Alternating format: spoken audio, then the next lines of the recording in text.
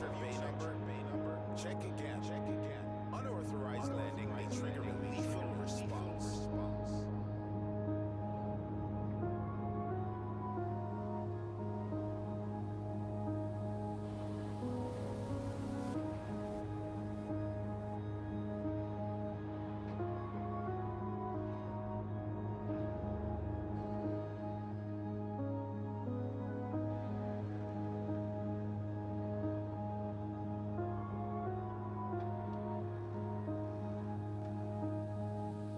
Blocking the docking bay access corridor is not permitted.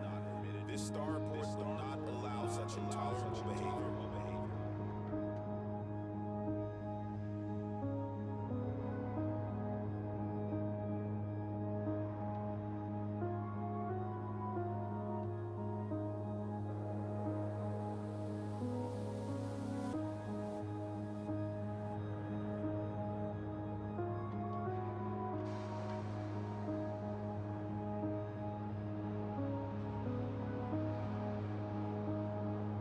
Loitering is a crime punishable by death.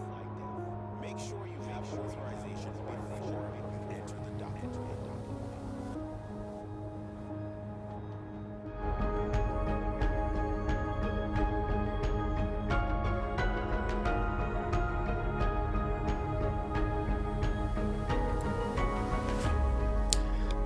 Hello everyone, welcome to Moonshot Voyages. I am Commander Cadiff, and I would just like to welcome you to my Sunday stream. As a quick recap, I am flying this, where is it? This Sidewinder, which is on the dark side of this moon right now, to the center of the Milky Way galaxy to go visit Sagittarius A star. It's been kind of a journey so far, but I'm about halfway there. I've done a lot of jumps off stream just to kind of get us moving, and I'm no longer going to slow go it just because it is taking a little while, and I do just want to get there.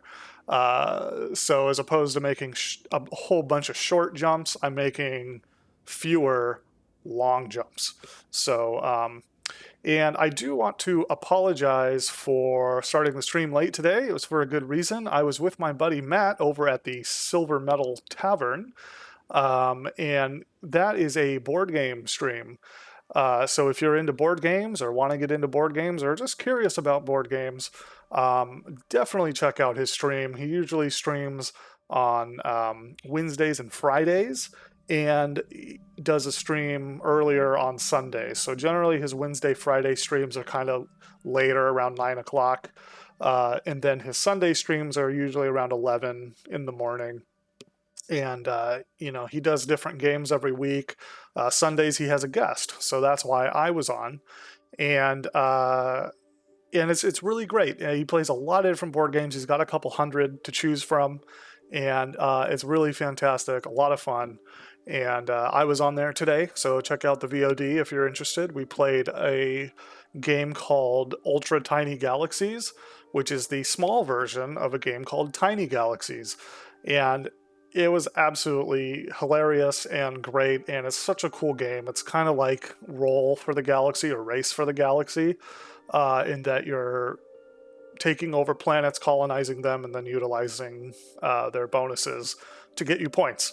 And it was really fantastic. So if you like board games, head over to the Silver Metal Tavern here on Twitch, and it's pretty great. So without further ado, let's get in to the live stream here. Like I said, we are continuing our voyage to Sagittarius A. I am parked here on this rock out in the middle of nowhere, and we can see kind of where we're headed here.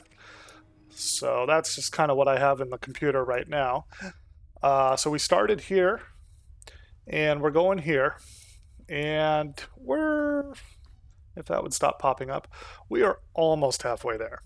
We still have kind of a ways to go, but we will get there. And we are actually going to be passing into a new sector, which I'm kind of excited about. What is this sector called? I may not have sector names turned on. Region names? Yeah, region names are turned on. Oh, here we go. I think I just have to be kind of looking at. So this will be the inner scatum centauris arm. So a little bit of Latin there for you. So right now we are in the inner Orion spur, which is of course where Earth is, both in the game and in real life. Yeah, I guess we'll just continue.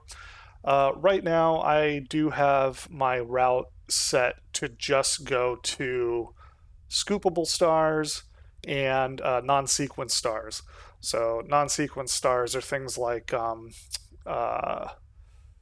neutron stars and black holes and things. So hopefully run into a couple of those along the way. It makes for a more interesting journey. We will also be looking for water worlds, ammonia worlds, and Earth-like worlds today, as we normally do, because those are worth more money. Point of the stream isn't to make in-game money. It's really just for the experience, the journey, and the exploration aspect of it. But it's kind of nice to, I do have a fleet carrier I have to maintain, and so it's kind of nice to get a little extra money from that. So we're getting ready to lift off here, so I'd like you to go ahead and keep your hands, arms, feet, and toes inside the ship at all times. Remain seated, please. Permanecer sentados, por favor. And, of course, wear your seatbelt. I will be turning off the seatbelt sign once we're in Super Cruise, so then you'll be free to roam around this 12 square foot cabin that we are in this Sidewinder. So if you are watching and you have the ability to join in and chat, please do so. Makes life a little interesting for everybody. And also, there might be a couple games of marbles in it for you. So marbles is always fun and kind of random. So yeah, just drop me a line. Otherwise, I'm just going to be making a beeline towards Sagittarius A.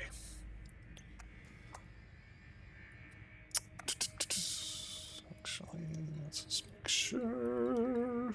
No. And if you are Elite Dangerous fans, man, I am so stoked for the Odyssey Alpha that's dropping tonight.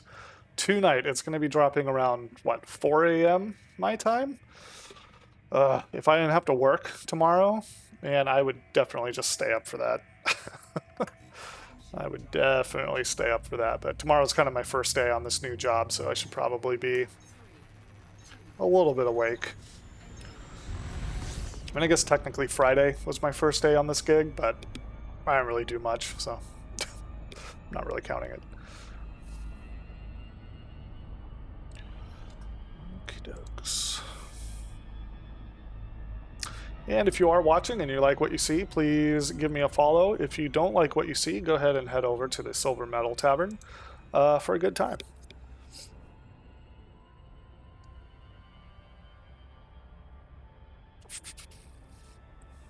And if you do have the ability to chat and you have any questions about what I'm doing or what this game is or whatnot, I'm happy to answer any questions anybody might have. It's a pretty deep game. There's a lot to talk about. So please feel free.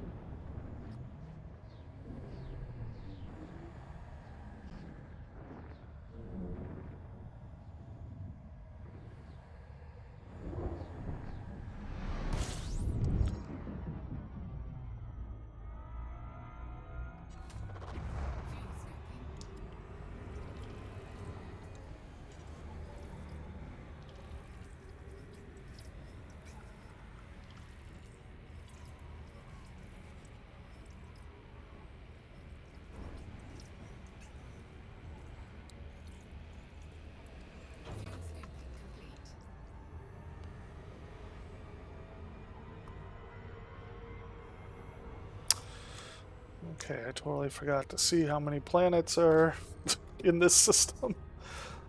Oh, probably because my scanner's not on. Derp.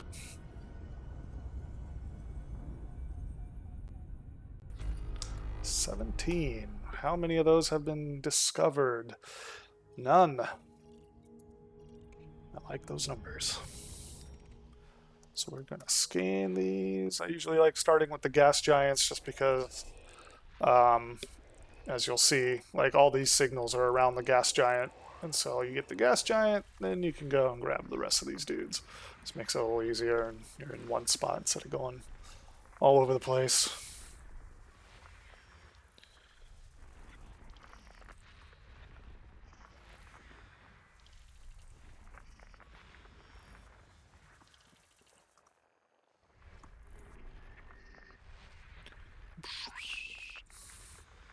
Such a weird noise.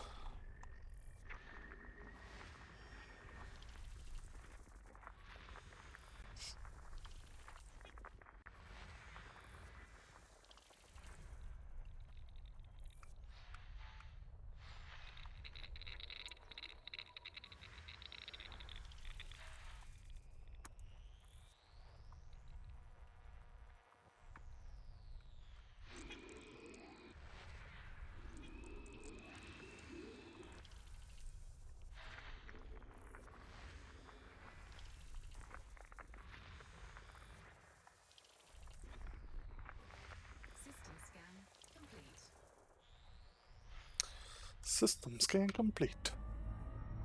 So we didn't find anything too interesting there. If I were with my fleet carrier, I might check out this planet over here, even though it is kind of far away. But I would scan its rings to look for tritium, because I could use that to refill. Oh, I guess you can't see it. This planet here, because it looks like it has some ice rings. And in fact, yes, its second ring is icy. So there could be a tritium hotspot here. Tritium is what we use to refuel fleet carriers, but I'm not flying with my fleet carrier, so I'll just kind of ignore it. This has a rocky ring, so I'd probably ignore that unless I was looking for painite. But even that, I don't. I think painite's only in metallic or metal rich. And that would just be simply to sell, simply to make money. It's not really used for anything else.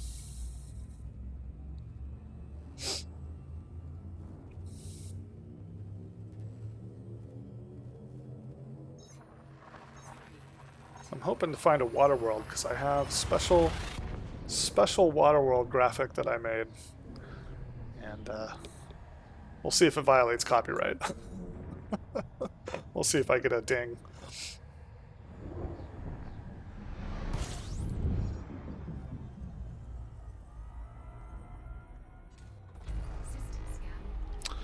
Alright, just two bodies in this system. They're both stars. I'm just gonna fly through. Gotta refuel first. Don't want to have to call those fuel rats, especially on a live stream. Although if I did have to do that, it might be kind of fun to put it in a live stream.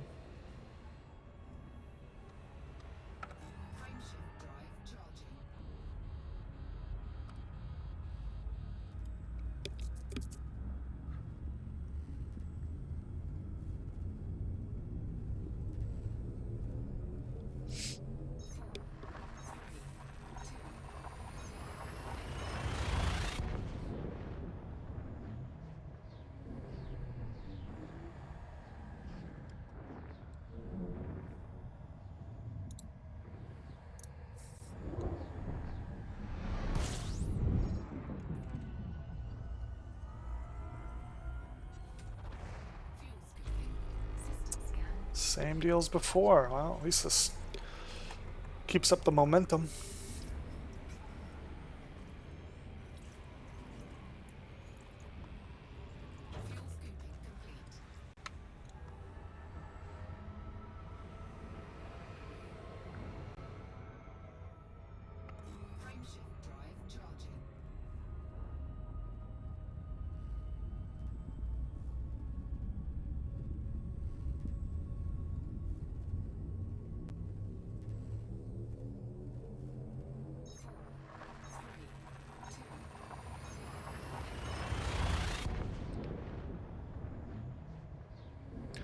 So how about those Oregon Beavers, huh?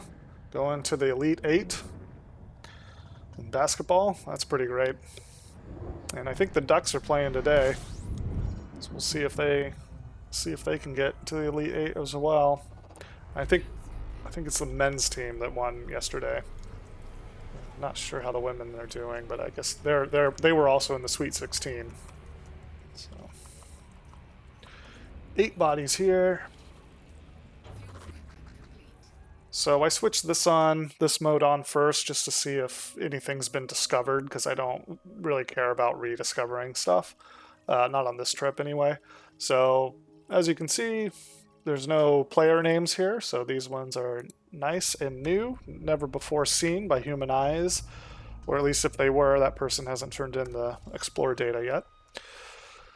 So we will go ahead and scan the system and see if there's anything cool. I don't think there will be, judging on the little waveform down here. It all looks pretty standard, icy and rocky bodies. But you never know. Up here, where it says features, above my chat window there, if that ever says biological, we'll definitely want to go check it out. Most of the time it'll say nothing or geological. Yeah, I've gotten most of the geological discoveries already, so that's not super interesting. A lot of them are just kind of like thermal vents. But if it says biological, we definitely gotta check it out, because it's just fun. We never know what we're gonna find.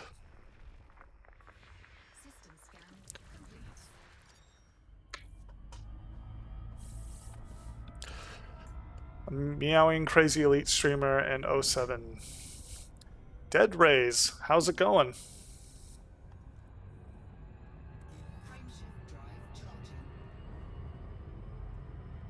Meowing Crazy Elite Streamer. So you're a cat then, I assume.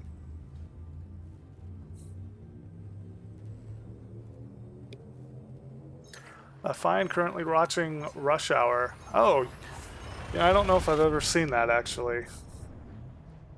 Well, I hope you're enjoying it. Or making fun of it if it's bad. You know, doing the whole MST3K thing.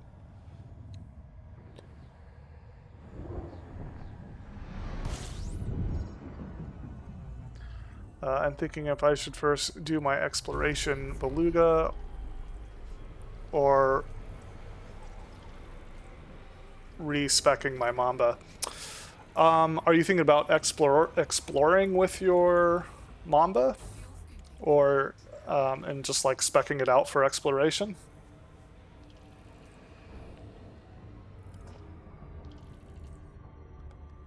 I spec'd my mamba out for hunting Xeno. Nah, mamba for combat. Yeah. So not on this account, but on my PlayStation account, I hunt Xeno with my mamba.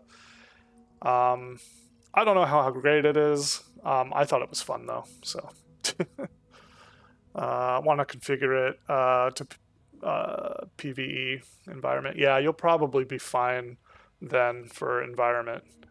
I have a Fer-de-Lance on this system, on this character, and it's pretty great for PvE. But I think the Mamba just looks cooler.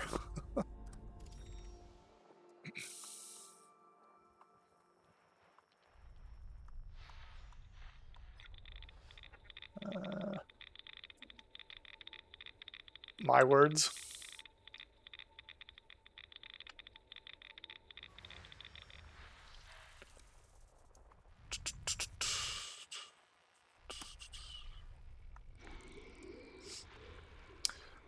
Also, I have the B project still laying around, but do not have the mats for it. Oh, yeah. Yeah, that sucks when you have a good blueprint you're working on, and then you gotta go back to the store. It's an eagle that gets to 1,000% heat after one shot. Oh, jeez. One sting, then a rebuy. Oh. Yeah, but does it pack a punch? Is it basically a sniping ship?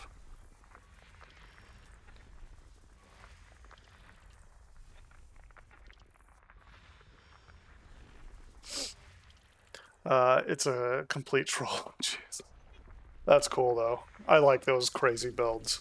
I don't have many. Well, this is... I consider this a crazy build, even though it's completely doable, obviously, but this is a Sidewinder.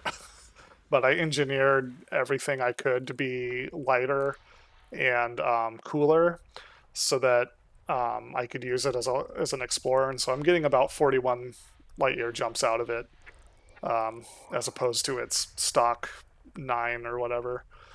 So I have my jump Akonda back at back in the bubble, but I just thought this would be fun to go to Sagittarius A and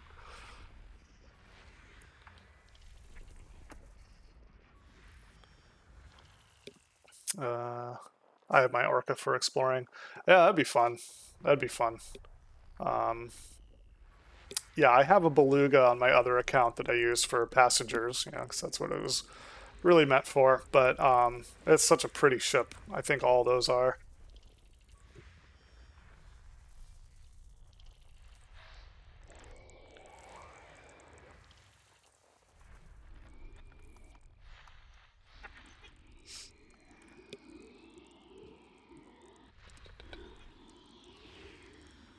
I want to make it a Beluga, though, because I often get bored exploring and would love to do some canyon racing in a fighter. Oh, yeah, so you launch your fighter, and that'd be kind of cool.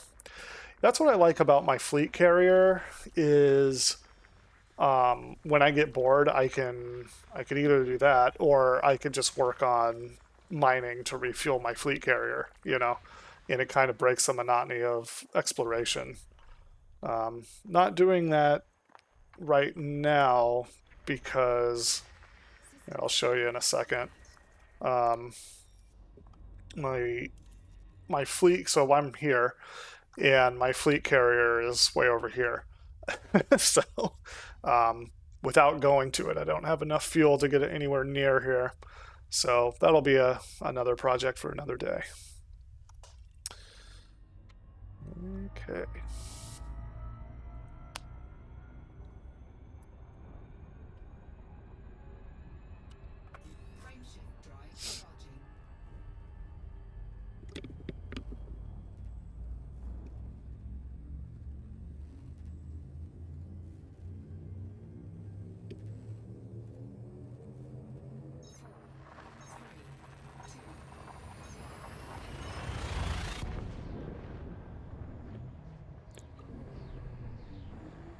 Ooh.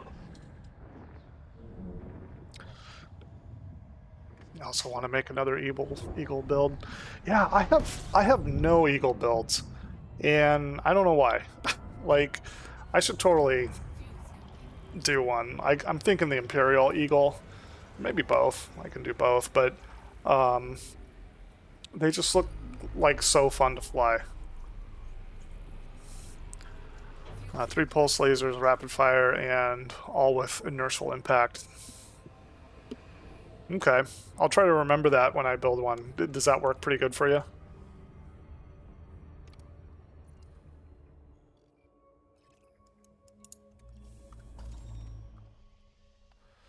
Absolutely not. Oh, okay. Heard. Maybe I'll stick to my multi-cannons and beam lasers, which is pretty standard.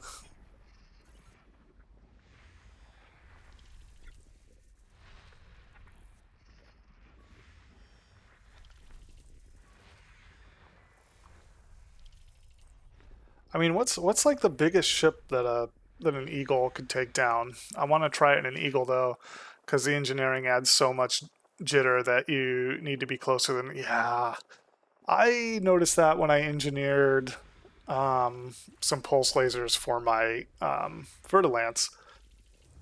Like I didn't like I didn't realize what jitter was because I was so used to uh, yeah, I made that mistake once. Yeah, like I was so used to multi cannons that I don't think those have jitter, or if they do, I've never ran into it. And so then I did all these upgrades, all these engineering mods to these pulse lasers, and then I go out to shoot something, and they're all just like, they're just like all over the place. It's like, what the hell? Why? So I went back to my multi-cannons before, and then I realized, oh, I engineered these to have more jitter. They packed a punch if they hit anything, but they didn't hit anything, so. Yeah, I could hit nothing. Yeah. So you basically got to be like right on top of it. I want to get better with non-gimbaled. I want to get better with fixed weapons, but I don't have the patience. Also, I could do 2 with jitter and 1 with focus. Yeah. Yeah.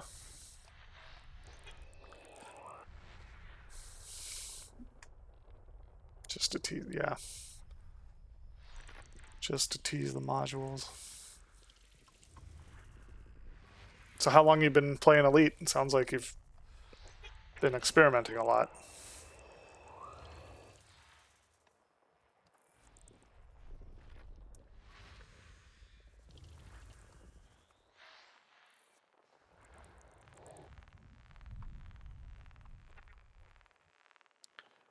I think you've logged 370 hours. Okay. I think I'm at about 1,200, I think. Basically just started the game. Yeah, yeah. Yeah, I love it. Exploring is actually my favorite part, which is probably the most boring part of the game, but I love it. But I do eventually want to get my combat up to elite, so I can be triple elite. Because why not? Also, the Mamba and Orca are the biggest ships I've bought yet. Okay. Well, I thought you said isn't the Beluga bigger than the Orca? Or am I getting those two mixed up? My last trip left me 10% away from elite. Yeah, I accidentally... the Beluga is bigger. Okay. I accidentally got elite rank in exploration because I took a couple of missions that were like 20 million each to Colonia, and I didn't realize how far Colonia was, and I had like a Viper MK2, and it could only do about 14 light years per jump, and so I didn't make it. Like, I didn't make it in the time frame that it allowed, which was a whole week, and I still didn't make it on time. And so I made a 15-hour trip doing 32,000 light years. I should have scanned some more. Yeah, see, that's the thing. Like, it was before they had this scanner. So all it had was the regular Discovery scanner. We didn't have the FSS scanner at the time. This is a few years ago. And so, yeah, it was like Gaspaw Nebula was nice too. Yeah, I need to visit more. I'm mostly trying to find places that nobody else has been, which limits the nebula to like 0 because I think all the nebulas have been pretty much explored. But anyway, so on that trip, I failed the mission, but I made a ton of money just by honking every system I went into. And then, yeah, I got elite on my way back and didn't even realize that that's what I was doing. It's pronounced Nebener Autodacona. Yeah, I've heard some people pronounce it that way. That's definitely true. Some people pronounce it Nebula, but Nebener is acceptable.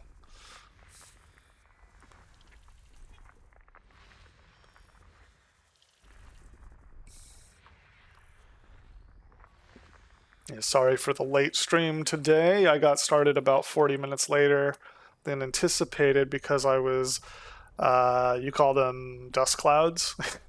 Well, I mean, that's kind of what they are. I got started late today because I was playing a board game with Silver Metal Tavern. And he's a really good friend of mine. He streams board games, and we played what is it? Ultra tiny galaxies, which is a smaller version of tiny galaxies, which is kind of like Race for the Galaxy or Roll for the Galaxy, just a little simpler. And it was awesome. I really liked it, and it has a solo mode, which is cool. So you can just play it on your own. So I'm gonna pick that up because the ultra tiny version is only $10. So I'm totally gonna pick that up. And I would like to know like a good. I should ask Matt or some of my other buddies. I would like to know a good place I could order it that's not Amazon. No offense, Twitch. No offense. But gotta support the small guy, you know.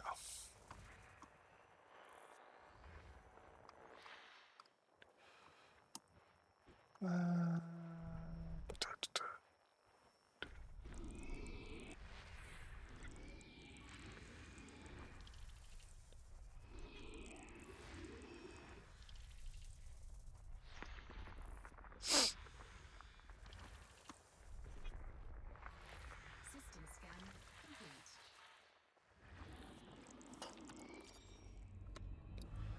So, Auto da Corner, how's that adder treating you? You liking it so far? Brain shift drive charging. Tomorrow I'm gonna grind some more mats. Yeah, you know, I actually really enjoy that. Did he make a vomit comment? Is that what it is? Is that what the adder is? I actually really enjoy grinding for mats. Like, you just get a good TV show going on, you know, in the background, and you just kind of zen out, and you go to Dav's Hope, or you go, someplace else where you can just keep logging in and out. I know that's kind of cheating, but it's a pretty grindy game without that. So.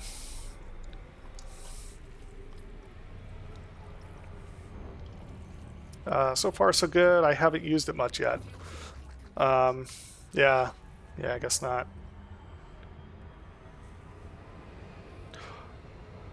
That's sadly not so easy possible for manufacturers G5.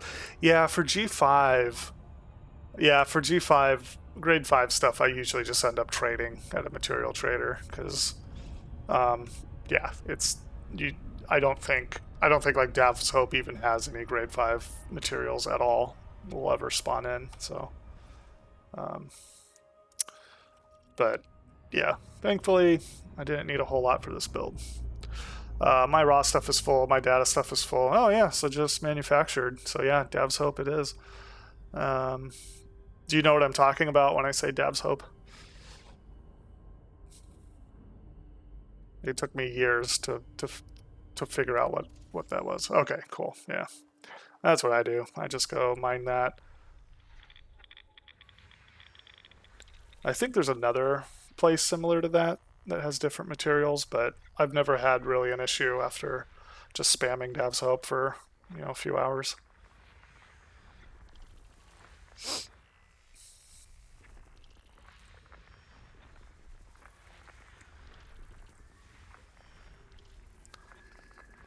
Oda Dakona, once you start unlocking engineers, let me know.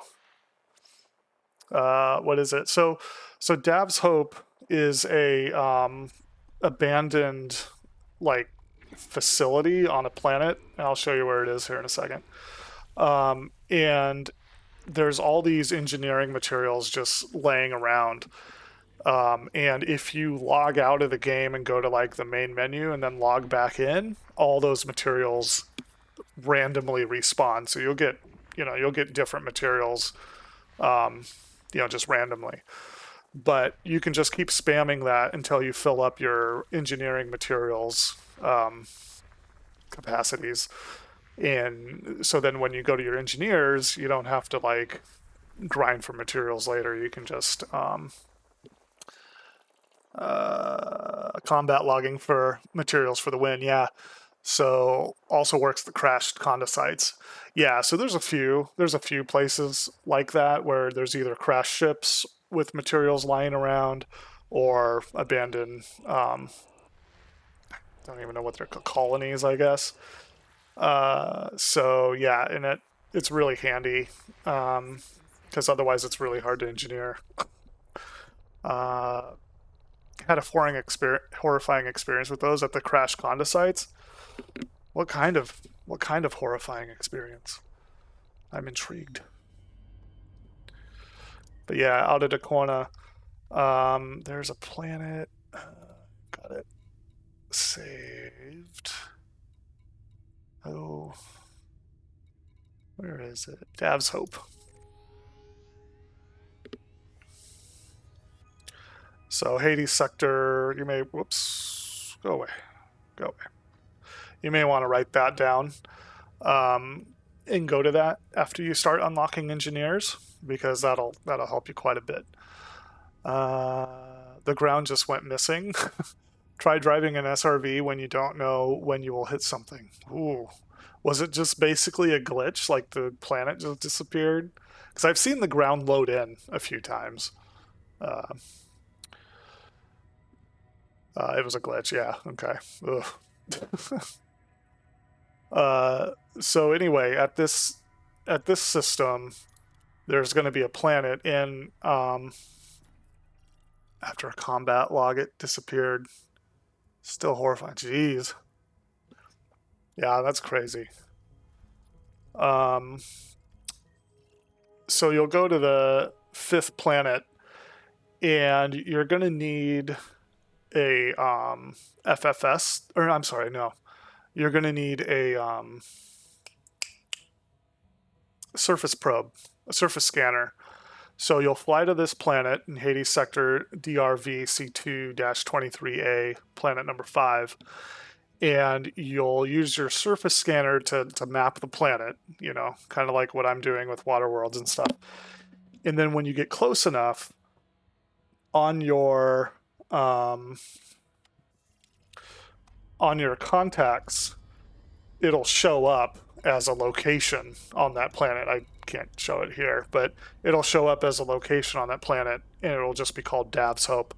You go land there, and you get in your SRV. Oh, you'll need an SRV as well. You'll get in your SRV, and you'll drive around, and you'll pick up all these materials. I think there's like 6 or 7 lying around. Then you log out of the game, you log back in, do the whole thing over and over. Like I said, I usually put on a movie, and I'll just do that for hours and fill up all the materials. And the materials are over here in your inventory. So we've got, I think, yeah, so these are natural materials here, like antimony, arsenic, boron, cadmium, they're elements. But then we have manufactured materials like basic conductors, chemical distilleries, chemical processors, stuff like that. Is that part of your cargo? No, it's not. And what's great is it takes up no cargo space, and it does have a cap, like you can see, 114 out of 250. It does have a cap, but it does not affect cargo, and it's great because then it'll transfer from ship to ship, so you don't have to worry about transferring it. It's more attached to your character than it is to your ship, if you want to think about it like that. And then there's encoded data, which is kind of the same thing, but it's digital. So you scan certain things. For the B project, I still need to unlock 2 Guardian modules, maybe 3. Weapon modules, or are you thinking like the Guardian, like power distributor and stuff? But anyway, and it's also cool because it tells you what materials are in your pinned things. Weapons, maybe Gauss. Yeah, I have not unlocked any of the Guardian weapons yet. I've only unlocked Guardian module stuff. But for the heat, I need the power plant distributor. Yeah, okay. I don't think I think I've only, on this account, I've only got module reinforcement, so I can fight Zeno, and then, or Xenu, is it Xenu? And then I've got the FSD injector for all my FSDs. But that's it for me on Guardian for this. Eventually I might Eventually I might get some more.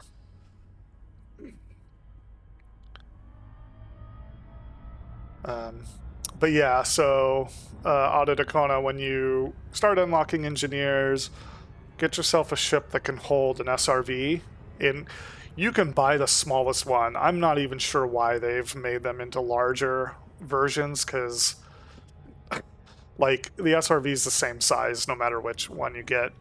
I went to Guardian site 6 times to help friends to unlock the FSD booster. Every time I forgot to farm materials from... Oh, dude! Oops. Yeah. I've unlocked the FSD booster twice now, one on both of my accounts. So, yeah, it's great you're helping your friends, but yeah, take a little bit for yourself, man. Especially the weapon ones. But yeah, out of Dacona, build a ship with a surface scanner and an SRV bay. Go out to that location, find Dav's Hope, land there. You know, drive around, collect all the materials, log out, log back in, collect all the materials, rinse and repeat until you're satisfied with how much you have. It was way easier if 2 people use SRVs and 1 is flying in a Conda shooting down the sentries. Yeah, I did it by myself both times. And those sentries, man, oh, it's so annoying. So annoying. So that's a good idea. It's good to have friends. So, Auto Dacona, I can totally help you with that. I have a Conda I could turn into a gunboat. Oh man, because if you had turrets and you set them to auto target, I mean, those sentries aren't that tough. So you could just have some turrets on there and just... Uncle Boris, oh my god, you're actually doing it. What am I doing? What am I doing?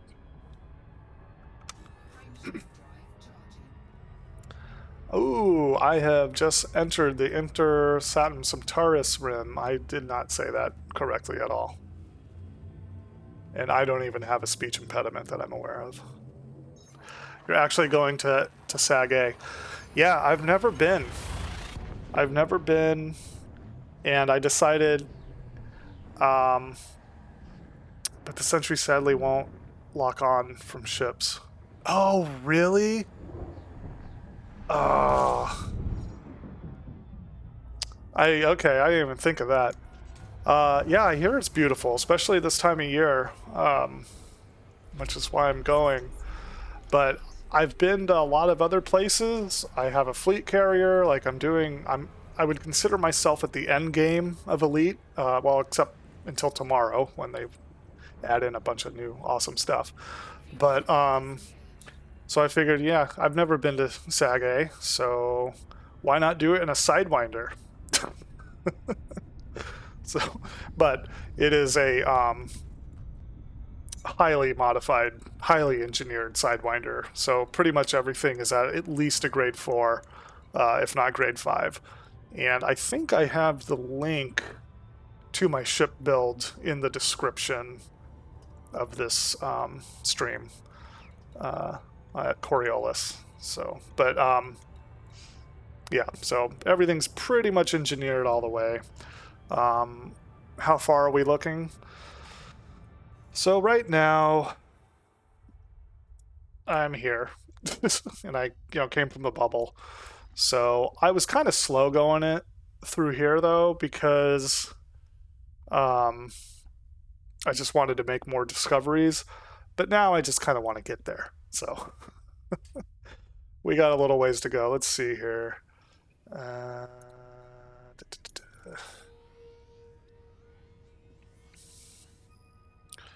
So I've only got 17,353 light years to go. So yeah, halfway. You got, oh yeah, I've got 2 of them. So, and I, knock on wood, haven't had to use them yet. And I do have them turned off. But I got 2 B-rated AFMUs. But luckily, I at the last minute before I got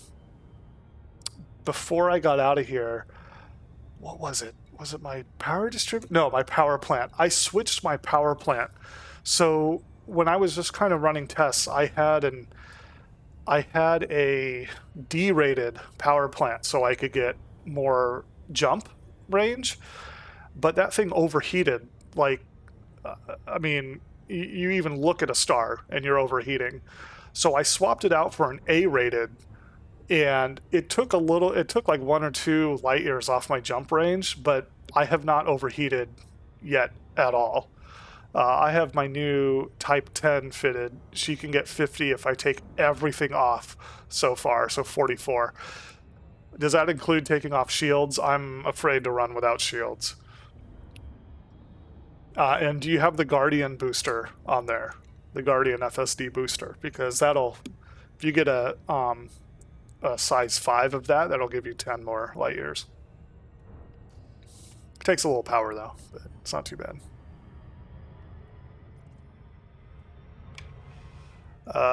That's with guns.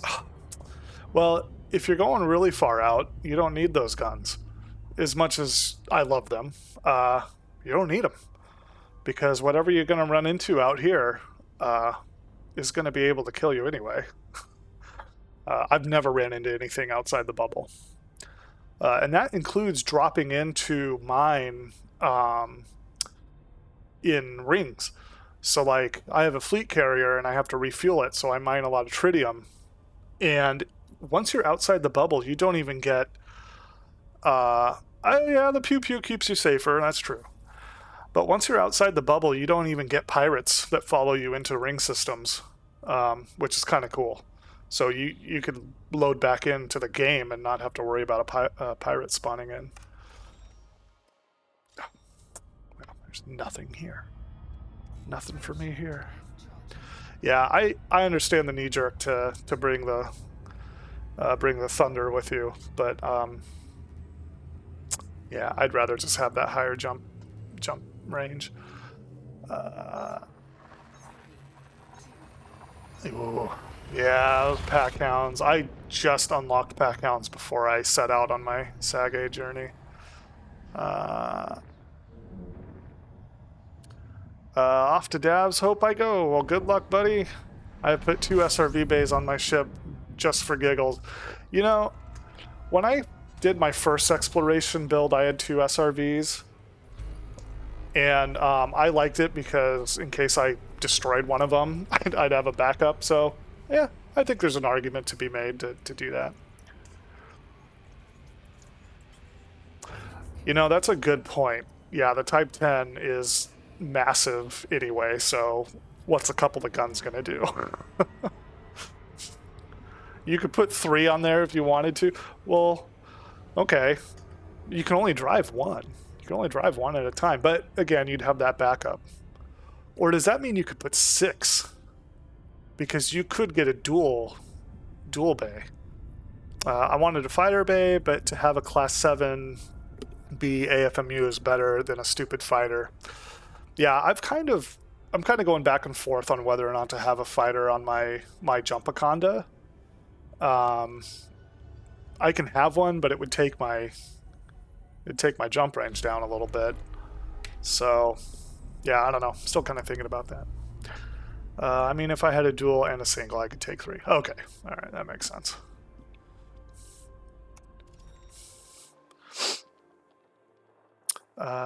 My Beluga will get a fighter bay. Yeah, I like your idea with the Beluga, and kind of breaking up the monotony. Earlier, Dead Rhea said that they like to take their fighter out and do like canyon racing, you know, while they're also exploring. So that's kind of cool.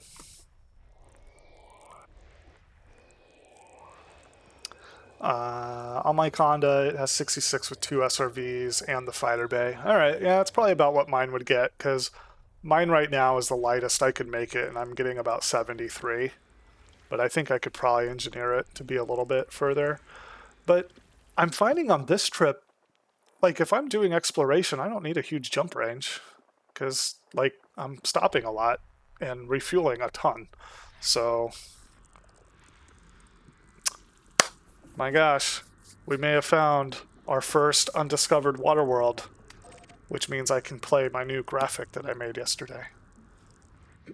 But I'll do that after I'm done scanning all these guys.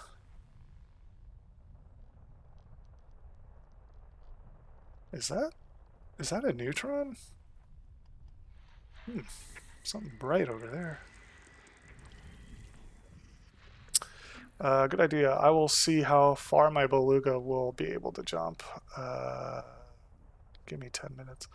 The beluga is actually good. Yeah, I mean, I know a few people on Twitter who use belugas as exploration vehicles, and like, yeah, I'm tempted, definitely. Maybe engineer the crap out of that. Probably get 50 or 60 out of it.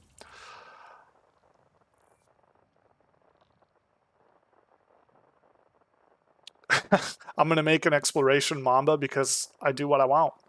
I do what I want, whatever. Yeah, you do that, man. I like the mamba. The mamba gets a lot of hate, but I think it's a beautiful looking ship.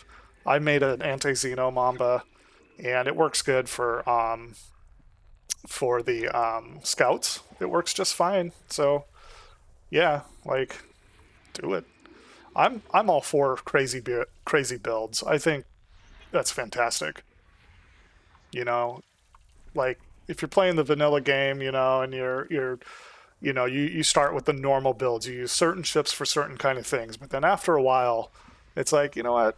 Let's see how far I can make this Sidewinder jump. Let's see how far I can get this Conda to go.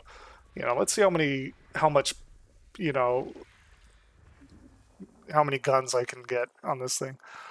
High Grave Worlds, the Mamba is speed.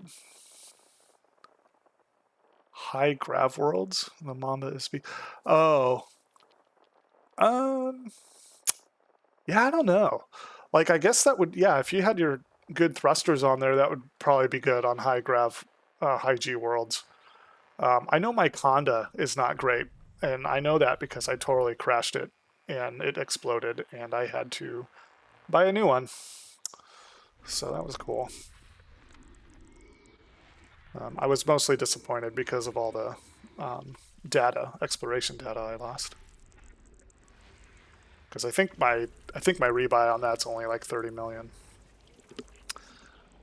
Yeah, especially if it's an exploration Conda, because yeah, you probably have like, she can't. Yeah, yep, she's heavy and's got crappy thrusters because they're probably grade D to keep them light, and yeah, that's my situation anyway. Now the Type 10 also really doesn't like bonking the ground. Yeah. Ooh, 1300 hull. Yeah, probably shouldn't be slamming into the surface. Okay, so is this an undiscovered? And boy, that's a bright star. Okay, so we have an undiscovered water world to take a look at here. And we'll see if I get myself banned from Twitch after this, and you'll see why.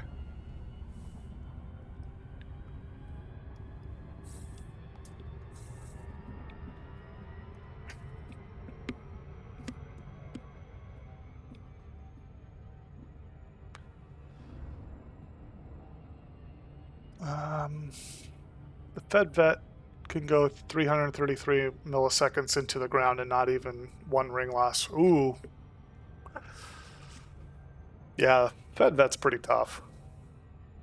I have one of those on my other account. And I just unlocked it on this one, but I haven't bought one yet. I like the vet a lot. Not good as an exploration ship.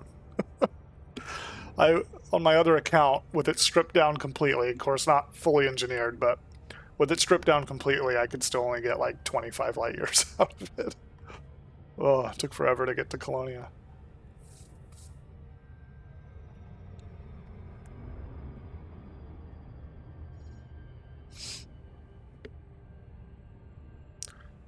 She is so thick. Oh yeah. people crap on the vet for being slow. It's a large ship. You get what you pay for. Yeah, it may be slow, but man, it's tough. It packs a punch. You can armor tank that thing.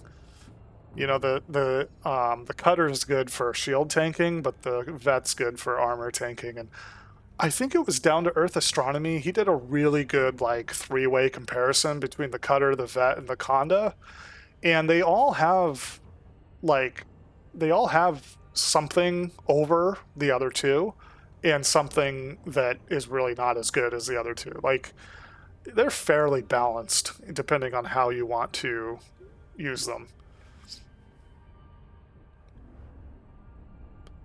I think that makes a better explorer than a Conda because it has those class 7 slots and ignores weight. Yeah, I just couldn't get the jump range out of the vet that I liked. Again, if you're not worried about jump range, then yeah, I could see that. But if you want that pure, like getting from one place to another the quickest, I think the Conda is the highest because I think you can get that up to 80 light years per jump. And then of course you do your FSD injections on top of that, so you're at what, 160. Oh, I had a rat vet 35 jump range with a bunch of crap on it. That's still pretty good. I actually like that. That's pretty good.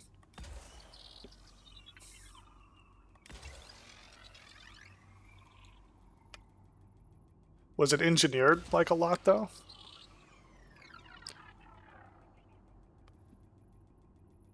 I mean, like, did you have grade 5 engineering for jump range? And everything was like light as a feather. Surface scanned by 50%. I could get 50 light year. Oh, are you talking about your Orca or the Beluga? You could get 50 light years and carry 10 RSRVs in a hangar bay. Oh man. Grade 5 with deep charge. On my vet, I had a grade 5 FSD mass manager and the booster. Okay. Yeah, on the Beluga. That's a hilarious build. Like, what would you do with 10 SRVs? Whatever you want.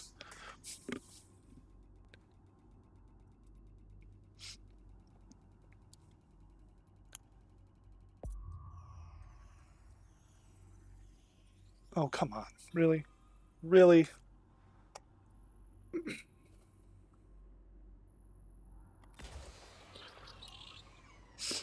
That's so funny. And still have 48 jump.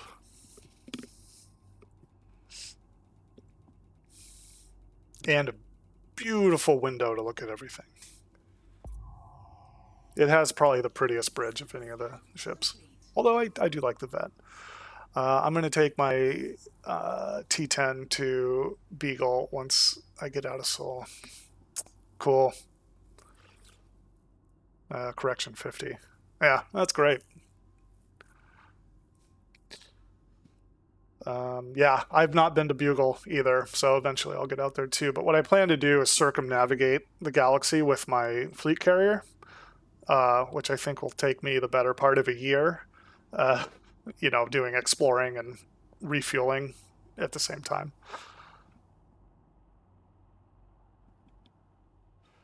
Strip down everything only gives me 0.7 light years. Oh, 0.7 more. Yeah, so that's not even worth it, in my opinion. Surface scan complete. Okie dokie. So I am going to play my new animation for a newly discovered water world. And here it goes.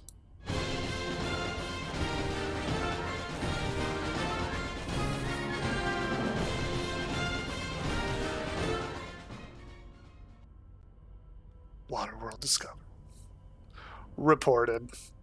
Thanks. So we'll see if I get a ding on that. If I do, then I'll have to make an alternate. with the G5 Guardian power plant too. Yeah, I need to start unlocking more Guardian stuff. What was that? So it was an animation I made, but I used the Waterworld theme from the Kevin Costner movie. So the FBI is at your door. Oh man, I'm being swatted. Dang it. Dang it. That's the one thing I didn't want.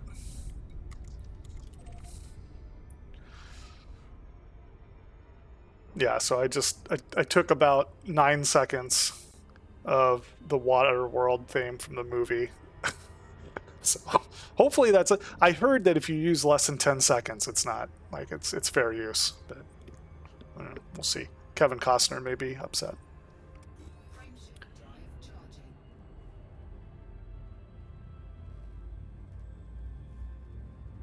Suggestion for the best gas giant in Seoul to land on its moon. I mean, I would say Saturn just because it's so striking with the rings. But you know, Jupiter might be kind of cool too, just because of the storms. But I don't know. I may have to go Saturn. Although, what stinks is like most of the moons are on the same plane as the rings, so you can't even like once you're landed, unless you're at a certain spot on the moon, it's kind of hard to see the rings. I was thinking Neptune because of the effect blue, the perfect blue. Yeah, that's true. Can you land on planets, moons with any ship? Yeah. Yep. Since Horizons came out, as long as you have Horizons, which I think you do, I think it's just bundled now. It gives you a size 1 planet approach suite. So unless you take that off your ship, you should be able to land. Also a good idea could be do a 6A power plant with armored grade 5 engineering so it doesn't overheat as fast. That's what I ended up doing. It's not a 6A, but it's an A-class power plant in my Sidewinder on here. And yeah, it keeps it nice and cool for rescooping. Yeah, it's not too bad. I mean, it's not as light as D, but D just like you're just overheat. Like I said before, I couldn't scoop without taking damage. So, and I need to be able to scoop since I can really only get 2 jumps out of this guy.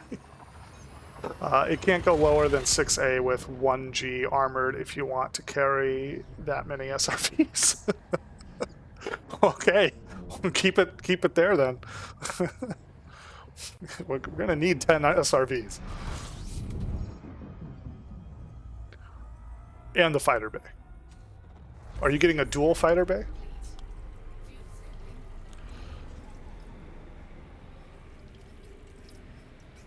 I think it's because the T10 is just so big. There's just so much surface area to take that radiation. It just takes a long time to heat up. Single fighter bay. It still has 6 fighters. Oh, that's right. Yeah, because you rebuild them. That's right. I forgot that the fighter bay does that. The Conda heats up quick with a 5A overcharge. Yeah, I feel like my Conda does. So I gotta, before I go back out exploration, like I learned a lot building this ship. So I'm gonna like redo my Conda because I think I can make it a lot nicer than what it is. Frameshift drive charging.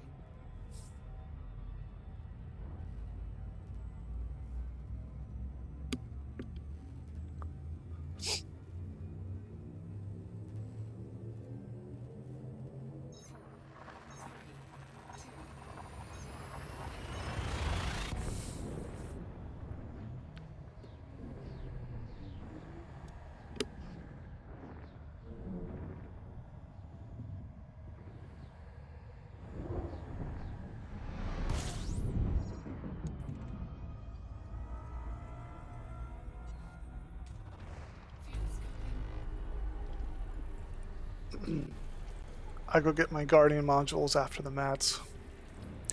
Yeah, the Guardian modules. Oof. I think if it weren't for... Well, I know they're not all like this, but if it weren't for those darn sentries, it'd be a lot easier. But those sentries just kind of get annoying.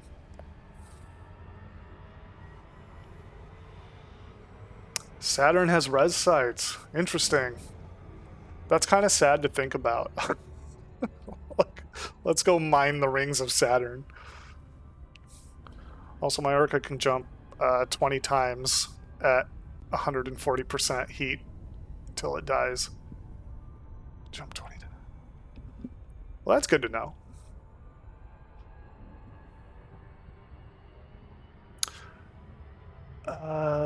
Saturn has has a low temperature diamond spot. Well, that's some money. Come on, I have to implement a new ice mat so the seed gets reset. Yeah, really? I mean, I feel like they could just limit it so it doesn't get any at all.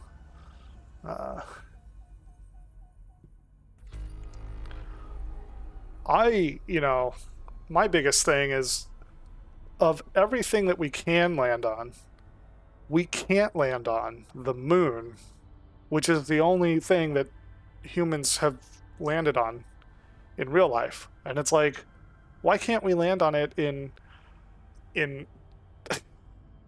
the game? My guess is because, all the planets we can land on are just kind of, procedurally generated, whereas the moon would have to be more accurate. But I still don't see why that wouldn't be possible. Oh my gosh. Here comes Silver Metal Tavern rating with party of 45. Oh, jeez. They've been mapping it since 2014. Oh, that would be awesome. Ugh, I would love that. I would love that. Hello, everybody. Hello. Thanks, Matt. How did your speed run of yes, aloha. How did your speed run of terraforming Mars go? Did you do it in 18 minutes and 50 seconds like last time? Lost the first one, won the second. Oh, great. Sweet. Well, welcome to Elite Dangerous. I am Ben, as you remember me from Silver Metal Tavern, but my commander name is Kadif, and this is Moonshot Voyages. Oh, thanks for the follow, Jasdar. Awesome, and my follow thing works. Sweet. It's the first time I've seen it working. Sweet, thanks so much for the follow. Thanks, Quantum Jack. It's nice to see you guys over here. Here, I'll show you a little bit about what we're doing. He had 18 minutes and 43 seconds. Oh man, he beat his own record. Thank you, Twin Flower. Thanks for the follow. So we started here. So as I kind of explained in the Silver Metal Tavern before this, Elite Dangerous is a one. Oh, thank you, Bladio22. Thank you so much. Elite Dangerous is a 1-to-1 scale representation of the entire Milky Way galaxy. So over here is what we call the bubble. This is where Earth is. Lucky's got game. Thank you for following. And so, let's say we go to Sol here, just because we're all familiar with Sol. Legends, thank you so much for the follow. Thank you. Every one of these points of light you can fly to. And each one of them could have planets. Chopper Dan 2021, thank you for the follow. Every one of these points of light you can go to, and each one could have a system of planets, moons. Dabulon, D-A-Balon, thank you for the follow. So what I'm doing is I've left the bubble where Earth is and a bunch of other planets. James Brazil, thank you for the follow. And I'm sorry if I'm murdering people's names. They only flash up for about 8 seconds. I could change that. Anyway, we're going from Earth to Sagittarius A. Now, Sagittarius A is a supermassive black hole in the game, and in now I get to have fun with names. Yeah. So Sagittarius A is a supermassive black hole in the center of the Milky Way galaxy, both in the game and in real life. And as you can see, when you're in the center of the galaxy, it gets a little more dense with some of these stars that you can go to. And when I say some, I mean all of them. And there are about 400 billion of them. So to date, and you see the computer can't even keep up with generating these things. To date, all the Elite Dangerous players put together have only explored about 0.04%. So we've got a lot to do. My mind would melt trying to explore this game. It's not too bad. It's not too bad, Silver Medal, because you start out here in the bubble, and you gradually get kind of let it sink in. Wow, that's huge system universe. Yeah, I mean it's a scale representation of our galaxy. I've owned Elite for a while, but still have to crack it open and get into it. Yeah, it might be a good time too, because the giant DLC is coming out tomorrow. And kind of the alpha for it. So it's a public alpha. You have to buy the deluxe version, so it's like $50. So that's kind of an investment if you don't think you're going to play it. I played a lot of Star Citizen. Yeah, that game looks amazing. I downloaded it and had it for a while, and I couldn't keep it running for more than about an hour. So Elite is mostly finished game. Give it a shot. Yeah, I mean it's growing. It's going to be growing this week by quite a bit. They're implementing the space legs. It looks amazing, but it has a bug or two. Star Citizen. Yeah, I mean, fine. Yeah, I'll ignore that, Silver Medal. Yeah, Star Citizen, like, it has so much great potential, and it looks like it's going to be so awesome. Yeah, Star Citizen, I think, only has one system you can go to right now. But it was pretty rough. It was pretty rough, like you say.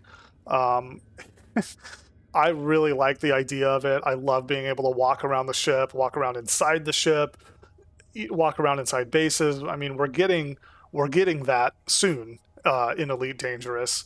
We'll be able to walk in stations. We'll be able to walk around our ship. Still won't be able to walk inside our ship, but hopefully that's just a matter of time. VR supported? Yes. Well, the base game of Elite, so Elite and as it is right now, is completely VR supported, and for a while it was considered one of the best VR games. The new Space Legs isn't going to be 100% VR supported at launch, but supposedly they're going to be adding that. When Elite updates and we can walk in our ship, Citizen will be out of pre-alpha and in alpha. That's kind of a joke for both games, actually. Yeah.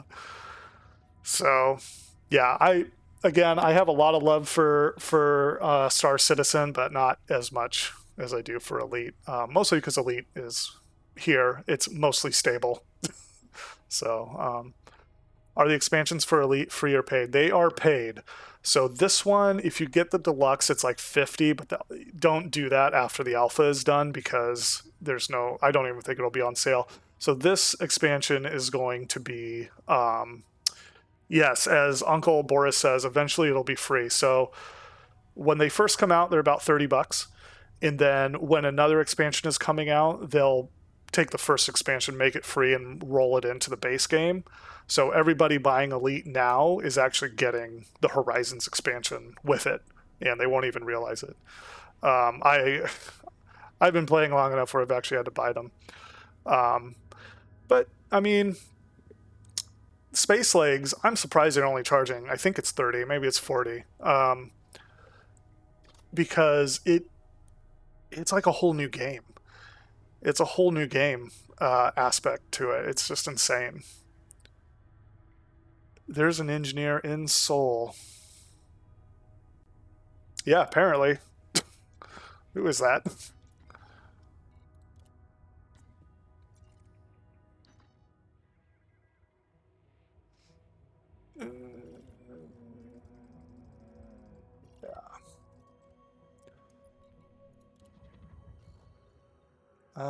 Decker's Yard, engineer Colonel Boris Decker, or Briss Decker. So, yeah. I gotta get some food and get back to work, but I'll be lurking. Thank you, Matt. Thank you, Silver Metal Tavern. And it was awesome playing that game today. I gotta ask you where I can buy it. That does not include Amazon, but I'll talk to you about that later. Yeah, so there's the engineer. What does he do?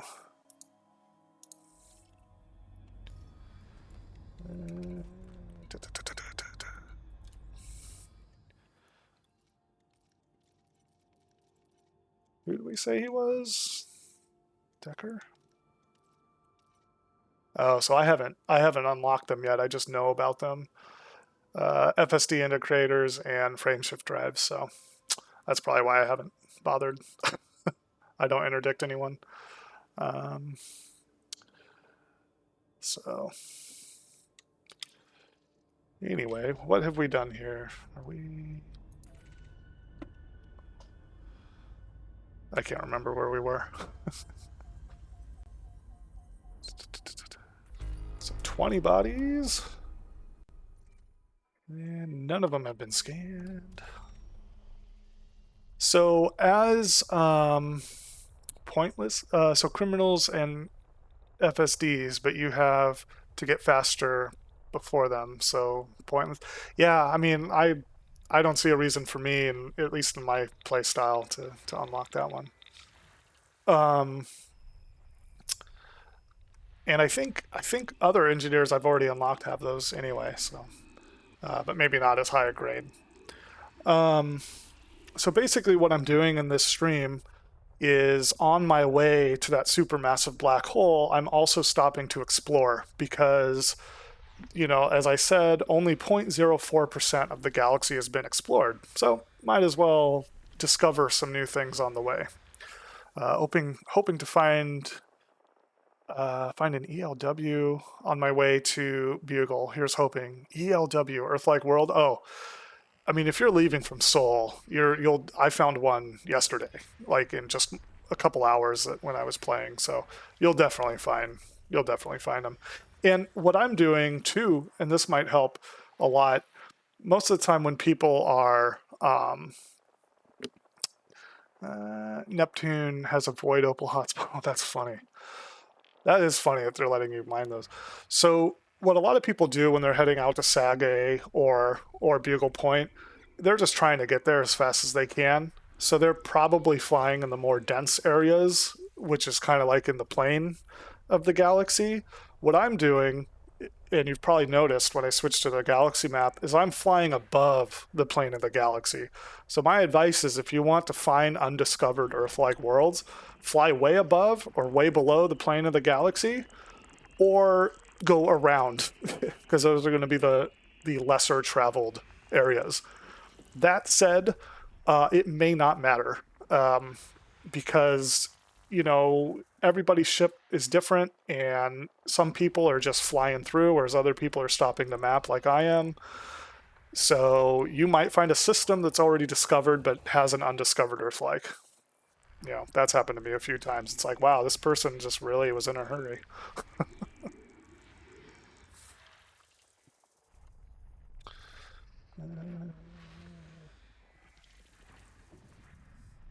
Geo.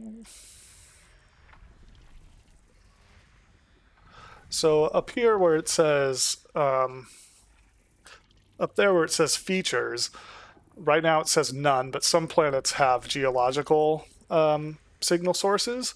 Those I'm not too interested in, but if there's a biological, we're definitely going to go check that out, if I happen to notice. Because those are interesting, because there could be aliens there. Not the kind that would really hurt us, though. 65 kilometers Till Dabs Hope. Oh, you're getting close, dude. Like, you're like on the planet. Da, da, da. So yeah, just to show. So I'm that blue triangle there, and so I'm pretty well above the plane of the galaxy at this point. The bubble where Earth is pretty much in the plane. So there's fewer stars up here, and there's almost no nebula or nebulae. But whoops, that was weird. But you know, there's still, like I said, I found an Earth-like up here. So dirty drive. Do I have dirty drives on this? I think I run clean most of the time. I can't remember why.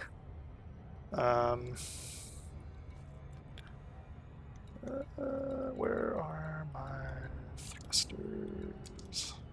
Yeah, so I have clean on here, but that might just be, yeah, probably, like, yeah, I think so. I think you're right.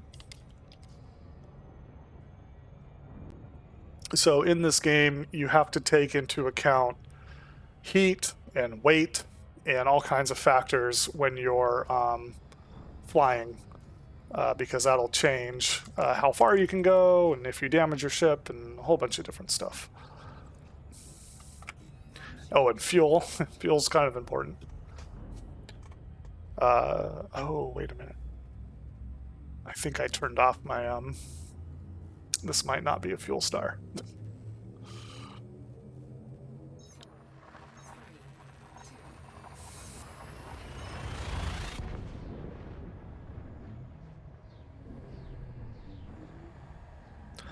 So yeah, it's a cool game. If you can try it out for relatively cheap, I'd say definitely do it. I was able to pick it up for the PS4 for like $10. And I think Matt mentioned it was free on Game Pass right now for Xbox. So yeah, definitely pick it up, see if you like it. It has kind of a steep learning curve. It's not as bad as it used to be, but it'll put you in an area of space where there'll be a lot of tutorials you can do, which is pretty cool. Just sorry, I might have picked it up for PS4 when it was cheap. Yeah, I do that too. Be like, yeah, there's something that I might play someday.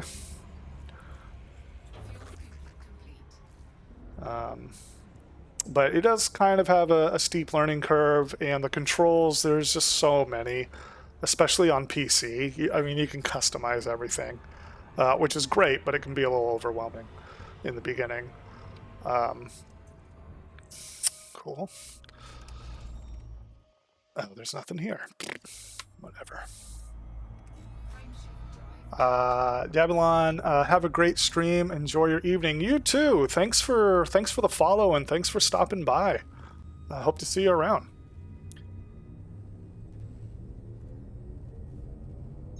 My PS4 library is getting as bad as my Steam library. Yeah, on both my Steam and my PS4, I can't have everything installed. Because it's just not enough space.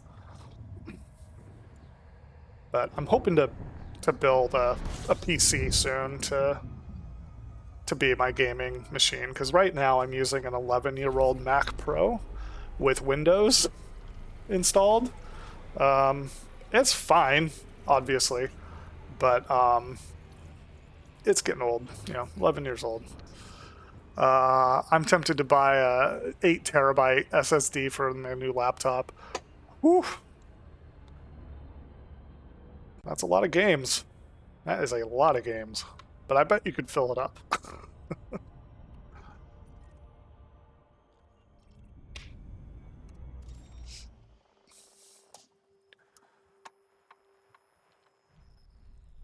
Try to find something interesting to look at.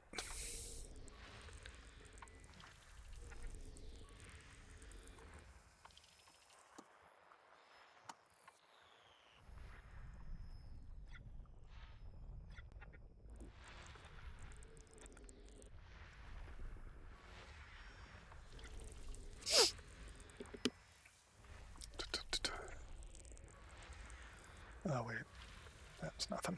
Okay. Man, some of these, just the way the graphics are, some of these planets look like Earth-like planets, but they're not. It's like, oh, psych.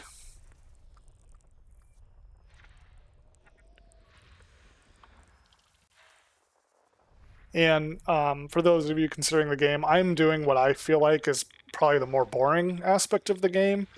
There is like combat elements to it. That's pretty good. Like I really like the combat in this game. I don't do a lot of it, but it is pretty fun. And then there's other kind of missions you can go on and other things. So I really like exploring because it's kind of a zen thing for me, and I like the idea of discovering something that nobody else has seen.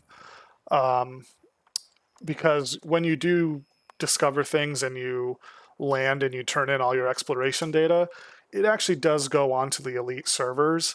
And so other people who go to those systems will see your commander name. And that is across all platforms. So PlayStation, Xbox, PC, whatever. So that's kind of cool. I really do like that aspect of it. And that's what I like. I'm an amateur astronomer, and I like the idea of going out and exploring. And this game has really made that really cool, and it's about to get better.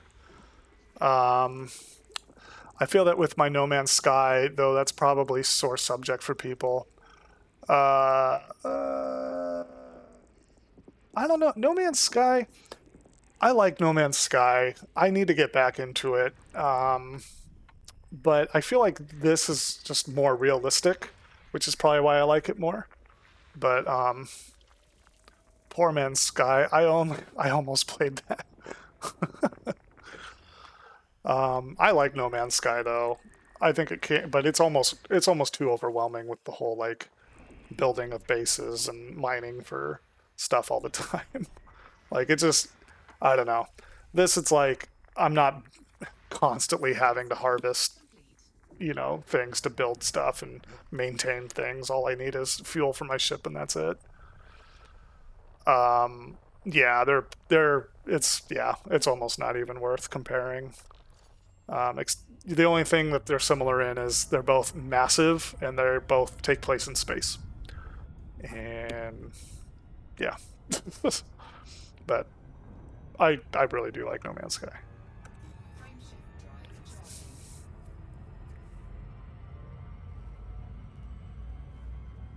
But it is cool going back to me being an amateur astronomer. Like, I can go out, especially this time of year.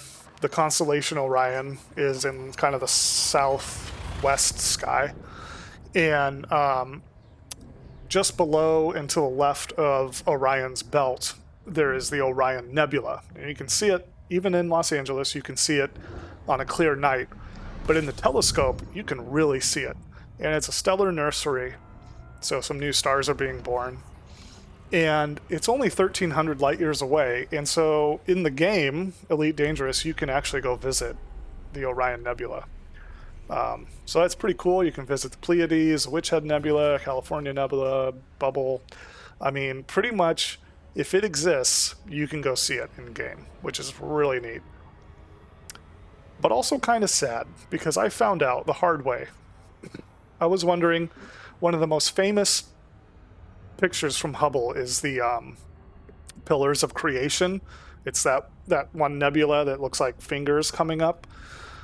And I was like, oh, I want to go visit that in Elite Dangerous. I bet that was rendered out really nicely. So Elite Dangerous takes place about 1,300 years from now. The Pillars of Creation were actually destroyed about 5,000 years ago, but they are 6,000 years away. So we can see them as they were 6,000 years ago. So about 1,000 years from now, we'll be able to see the Pillars of Creation get destroyed because that light will finally be getting to us. So in the game, the Pillars of Creation, if you go out to them, they've already been destroyed. So they no longer exist, and that's why they're not in the game. That just blew my mind when I found that out for a couple of reasons. One, the game was that detailed. And two, just finding out the Pillars of Creation doesn't exist anymore, even though we can still see it. But we've only got about 1,000 years to look at it. I guess a supernova took it out, and so they're able to track. Does the game ever have any super long distance observation tools? Yeah, only about 1,000 years. I mean, what I'm doing now is probably the closest thing to that, and that is scanning for these planets. So you look at this waveform here, and then you can zoom in, and it scans the planet, but you have to be in the system. And so I think this has an unlimited range, but each system may, I think the largest system I've been in is probably only a couple light years across. So, which is still pretty big. But yeah, I guess, yeah, I think this game is unbelievable, and it's just cool, all the data and everything they took into consideration. And again, I'm doing kind of the not as cool part, I guess, for general audience. But if my ship were up to the task, which it's not, but you can also land on a lot of these smaller planets, and you can drive an SRV around, like a little was it surface reconnaissance vehicle. And so that's a lot of fun too, and you can go mine stuff off the surface of these planets. So yeah, there's a lot to offer here, especially for us space nerds. And it's just gonna get bigger tomorrow once that alpha drops. Man, that's gonna be so cool. It's lame. I start my new gig tomorrow. Hopefully, it's a slow day. It probably will be, actually.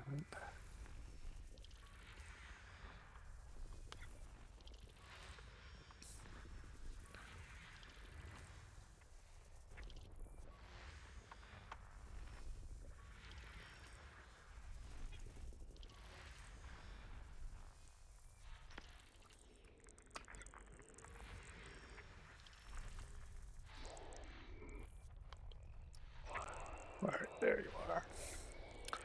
And it's great too. You can fly into the rings of ringed planets and mine. If there's materials in there you need. I know I've mentioned it a couple of times, but I have what's called a fleet carrier, where it's a player-owned massive ship that you can land your other ships on, and then you can move that carrier to other areas. It can only jump 500 light years at a time, and it has to be refueled.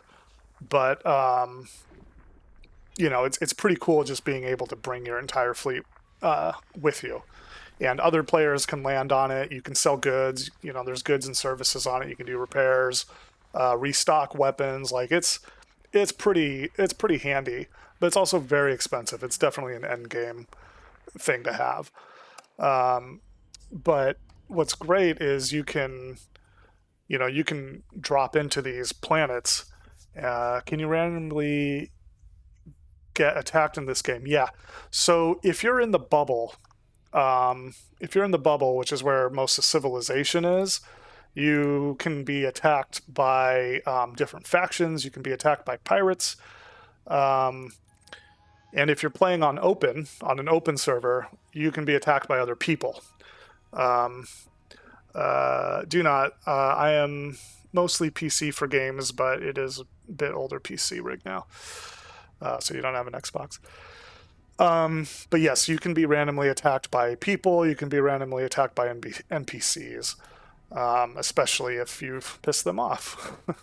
And so what'll happen is if you're in Super Cruise going to a different planet, they'll interdict you basically, and they'll pull you out of Super Cruise, which sometimes leaves you disoriented.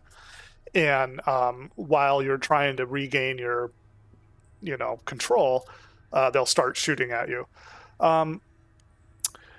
I've I rarely ever get interdicted by NPCs because what happens is it gives you an escape vector that's moving around, and if as long as you can line your ship up with that escape vector for a certain amount of time, you can escape it. And so when it's an NPC, it's pretty easy to escape it. I've never been interdicted by a real human before, and that's because I mostly play in solo, so I don't want to deal with that. But back to your other question, Jassar. I guess this would be kind of far observation. You know, we can see the California Nebula from way over here, and Witch Head, and there's the Orion Nebula, like I was talking about before. So, but it's it's pretty basic. I couldn't like zoom in there and see like what stars and stuff are there. I mean, outside of let's see. Actually, do I have any markers inside Nebula? Oh, well, that is. So, I mean, this is kind of cool. They've rendered out the nebulas in 3D, but yeah, that's probably about as good as it gets as far as long distance observation. That's pretty long, though, right?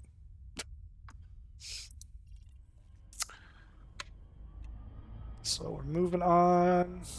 Oh, and just so people are aware, just like any flight, please keep your seatbelt on.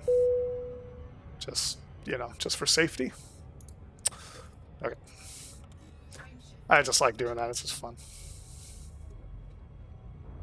That's not part of the game. That was something I added.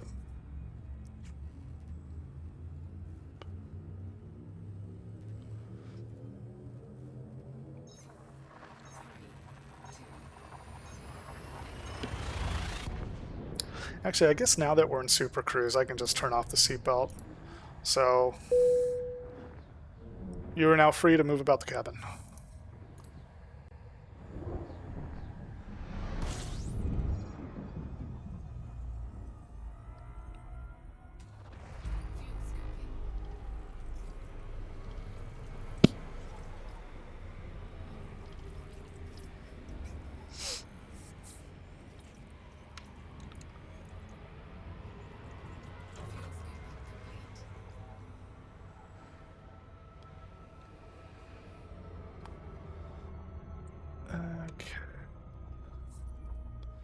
Now I go into this screen mostly to see if these have been explored yet. If they are, their player names will appear over here. I'm in an area now where pretty much every single system I go to has not been visited by another player, which is also, considering how old the game is, that's just pretty amazing. Looks like we may have discovered another water world, so I can play my graphic again and hopefully not get shut down.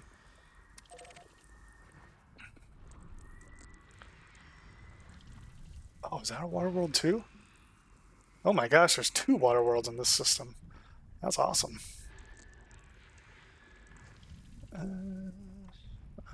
These are behind the sun. Can't do anything about that yet. Is everything else behind the sun? Yeah. Kevin Costner's back. Yeah, well, yeah, I don't know if you were here for my last Waterworld discovery, but it's funny you say that. You'll know why soon. So right now I'm just kind of moving out of the way of the star here so I can hopefully scan the stuff that was behind it. Yeah, so...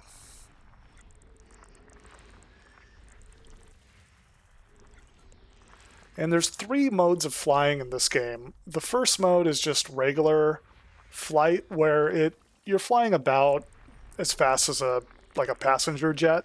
So I think you're going like, depending on your ship, you're going like 300 to 400 kilometers an hour. But then when you enter Super Cruise, You can get up to about 2,000 times the speed of light if there's no gravitational forces slowing you down, and if you want to wait about an hour to get up to that speed. But then when you jump from system to system, it's actually a frame shift, which it's kind of like warp drive, and that'll put you around 9,000 times the speed of light. I don't. It kind of jumps around a lot, so there's no real actual number for that. But that's just kind of the guesstimate. Oops. So now we've populated out this this thing, and when I turn in the exploration data, my name will be put on there as Commander Kadif. We are going to head out to this water world and map it, because then we get more credit and more money for mapping it. And thankfully it's not too far away. It's only about 1,000 light seconds. To put that into perspective, Earth is about 480 light seconds away from our sun. So this is a little over twice the distance. But we'll get there in no time. Down here, you see the circle kind of in the middle bottom of my screen. In the upper left, it says 24%. That's my heat. And then in the upper right, you'll see a number. It says 23.9, 24.9, 25. C. C stands for the speed of light. So right now we're going 30 times the speed of light once we get up there. But now I'm slowing down because we're getting close to this water world.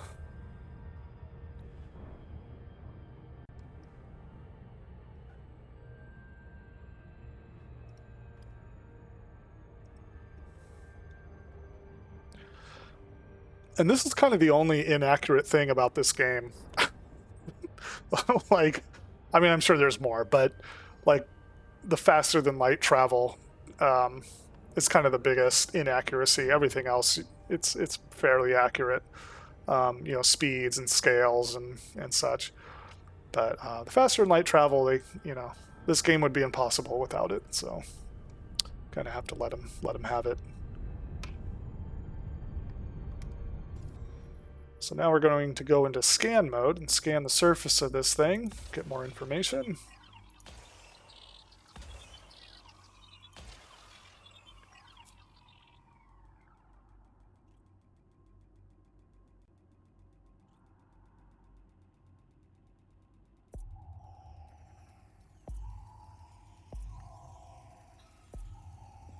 Surface scanned by 50%.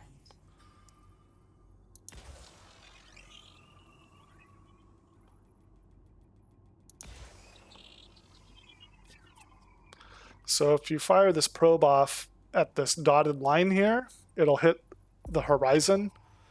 And then if you fire it beyond the dotted line, it'll take the planet's gravity and loop around to the other side, which is handy for scanning the other side. Okay, so now I'm going to play my new fancy Waterworld graphic, and this may be my last stream. I may get kicked off.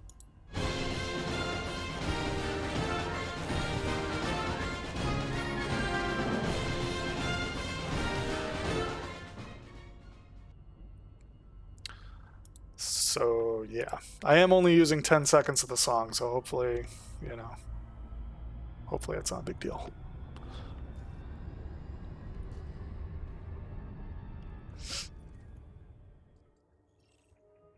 High metal content world. Oh, that was a water world too.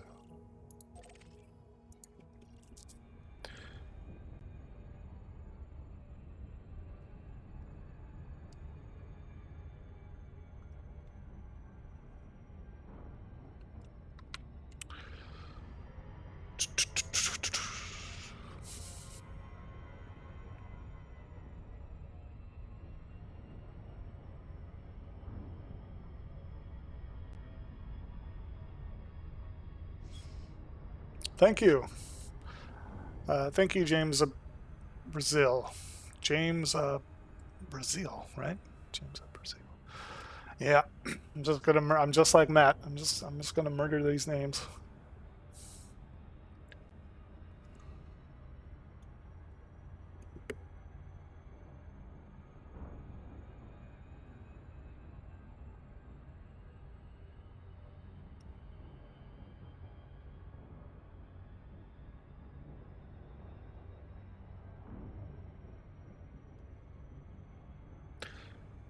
Come on. Come on.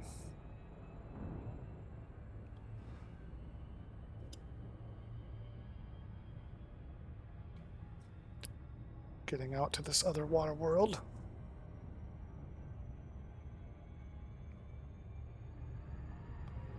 Water World 2. Costner's back and he's pissed.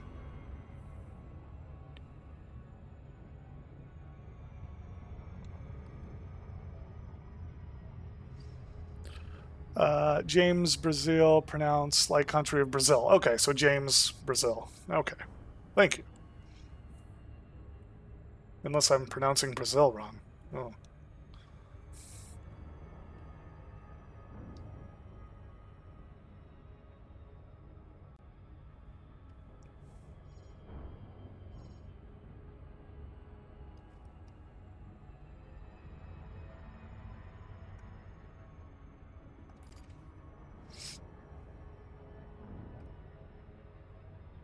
James is fine. Okay, fair enough.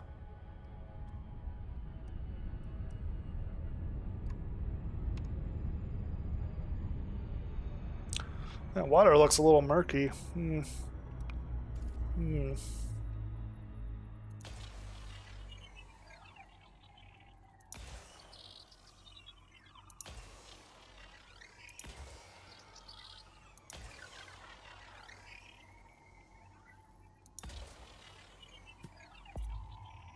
Let's see what that does.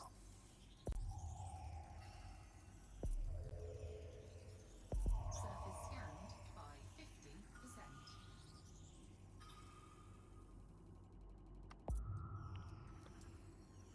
Derby. Complete.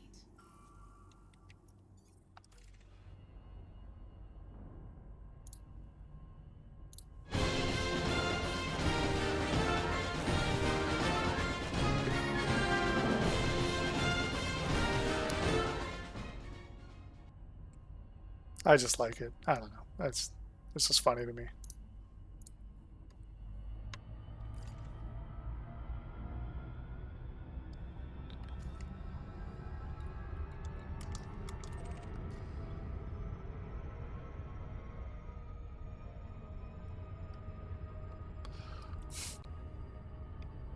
How much is game about mining?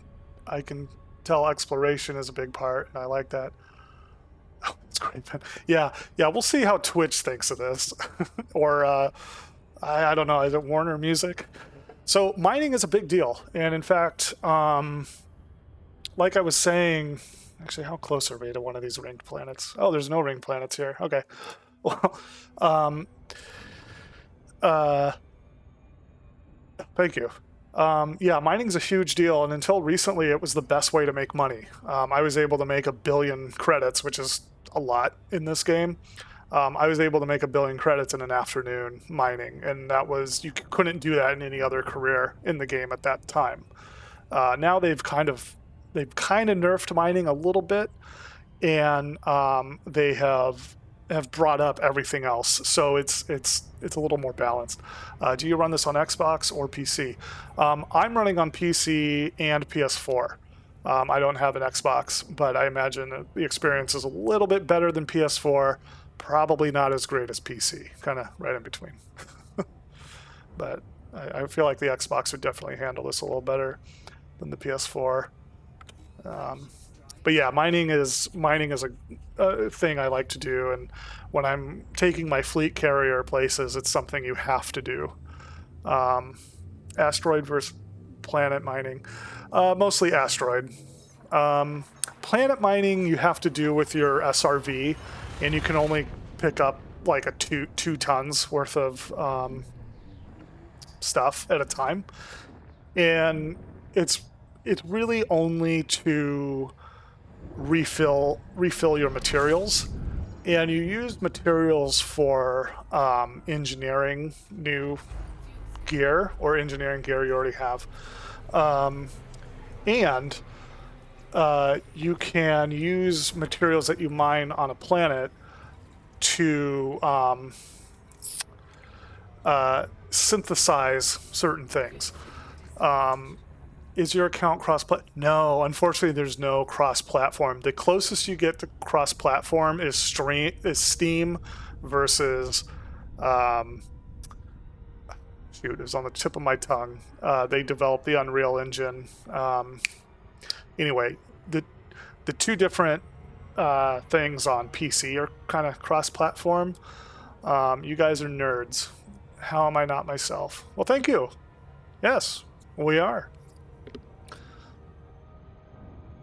How much can you tailor your ship? Excuse me. Jeez. Voice is getting tired. I would say almost no ship in Elite is the same. Because you can engineer your ship like crazy. You can... I love you, Ben. Well, I don't even know who you are. Epic Games, yes. So the Epic Games launcher and Steam can share the account. I used to stand behind you a lot. Oh. Yeah. I have an idea. Anyway, where was I going? What was the last thing? Can you tailor your ship? So yeah, there are mining builds. This is an exploration build, combat builds, passenger mission builds. Ben, look at your phone. I'm looking at it, but it's in, monitor mode. Don't text him, Matt. Uh-oh, wait a minute. Is this... Oh, that guy. Okay, well, thanks, Matt. Yes, you did used to stand behind me a lot. I miss those days, man. Love you too. Too late. Yep, too late. So anyway, when you're doing planet mining and even asteroid mining, you'll collect these materials. And using these materials, you can synthesize things on the go. So here I can do FSD injections, which means I can actually make my jump distance 25% more. You can't see that with my... Where's my mouse? My mouse has disappeared. Let me do this. There you are. Let me turn that off for a second. Okay. So when you go to synthesize something, like, this one, I can synthesize an injection into my frameshift drive that will make me be able to jump 25% more on the same amount of fuel, 50% more, or 100% more. So it's essentially double my jump range. That's just one thing. The main thing that I'm concerned with in this build is the AFM refill. The AFM is the auto field maintenance unit. So if my modules get damaged when I'm out here, I can repair them so I don't have to fly to a station. Because the nearest station to me right now is probably Ronnie. And that is of a nice distance of almost 4,000 light years. So it'd probably take me about 100 jumps to get here. So if I've got damaged modules, they may not last 100 jumps. So I like exploring in games. See me getting lost in this one. Yes, but that's why there's a galaxy map. I mean, yes, there's 400 billion stars, but that's why you make these bookmarks. So then you can bookmark locations. So you'll never get lost as long as you have your bookmarks. Or are you talking more like metaphorically, like you can just lose yourself in this game? Because that I can attest to.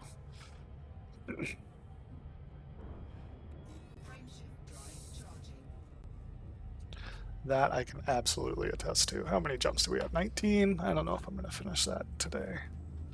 Maybe later.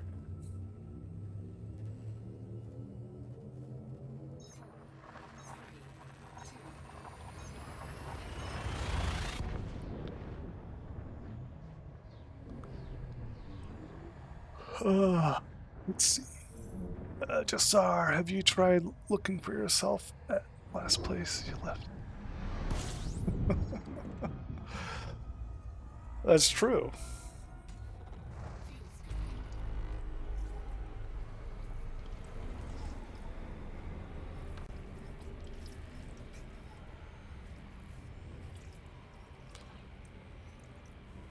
How am I not myself?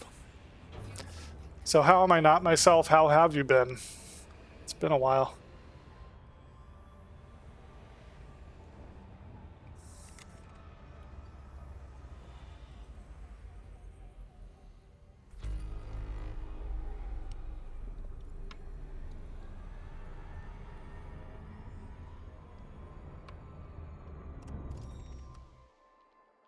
Oh, another water world coming up. Ugh, might actually get tired of that.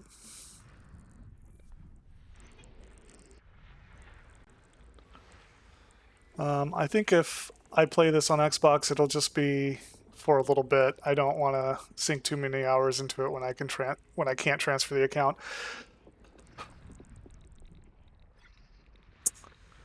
I'm trying to remember if it's actually this game. There might be a way to do a one-time transfer, but it might just be an asset transfer, so it might like transfer your ships and money, but I don't know if it'll actually transfer like all your data and stuff. But I could be wrong. I could be thinking of a different game. I might be thinking of like EVE Online or something. So yeah, I wouldn't risk it.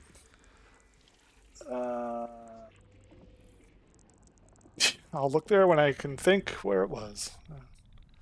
I wonder if Twitch will strike you. Might want to change it down the road. Yeah, I'm curious. If I get a strike, then I'll obviously change it. But I've seen some other streamers using like things like that. So I'm like, I'll see. I'll see what they do. If I get a strike, then yeah, I'll change it. But like I said, it could be my last stream because of that. I wonder how quickly I would find out. Wonder if I could go in now and see if I have any strikes. Or they might just mute it for the VOD.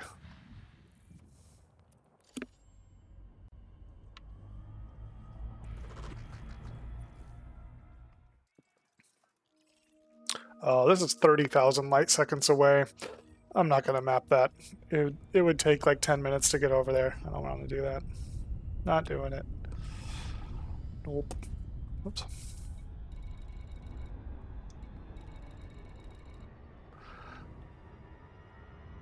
Ah, they would just mute it for now, yeah.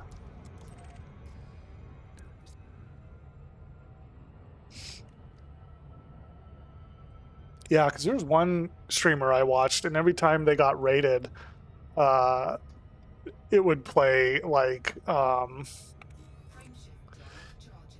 countdown from Alien, like as the ship's counting down to self-destruct.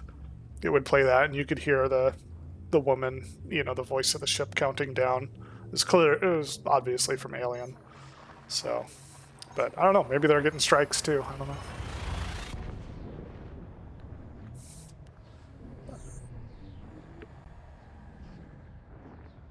All right. Noted.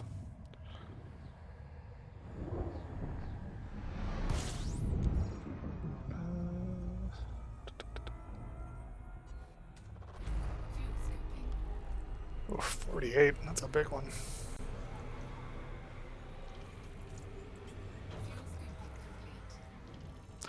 Yeah. Yeah, I thought it was pretty funny too.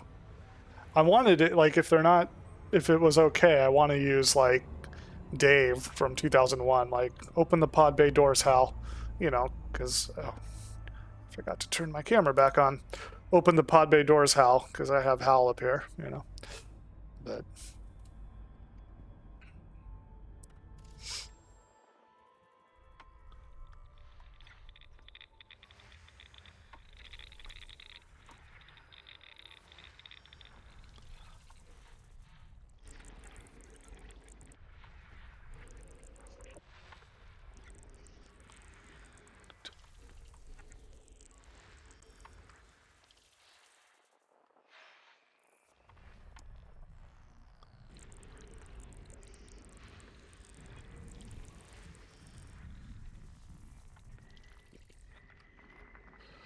I think voice is harder to flag. Music is really, yeah, music is super easy. Maybe if I talked through it, it'd be harder.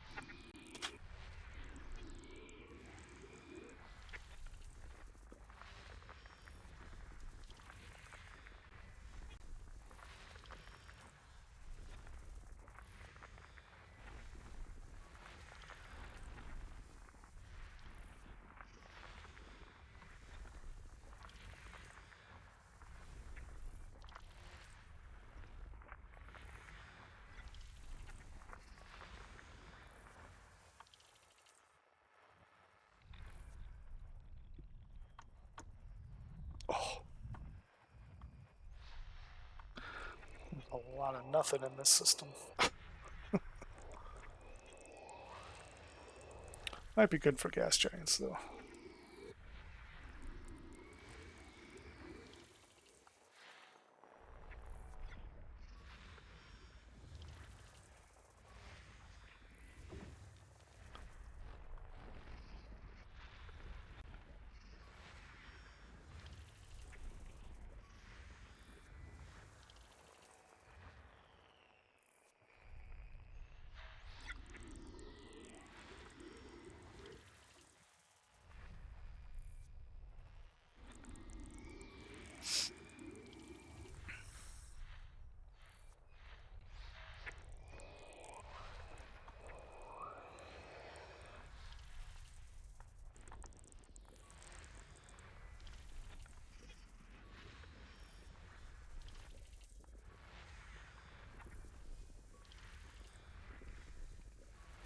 System scan complete.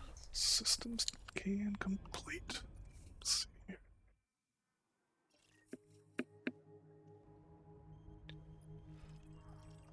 Alright, so I think I'm going to call it a day because I'm getting pretty hungry here and there's some other stuff I need to get around to. So we are going to go to this planet here.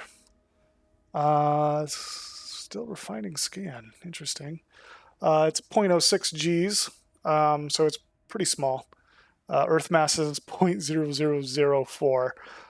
So that's a pretty small planet. It's full of iron and magma. So let's go land there and wait, Ben. Wait. Well, it's going to take me a little while to get there.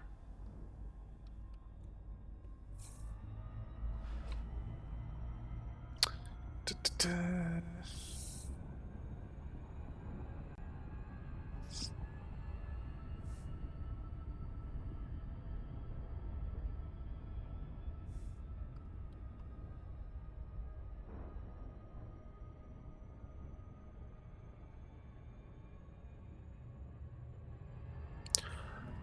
Can you raid a board game? Yeah, totally.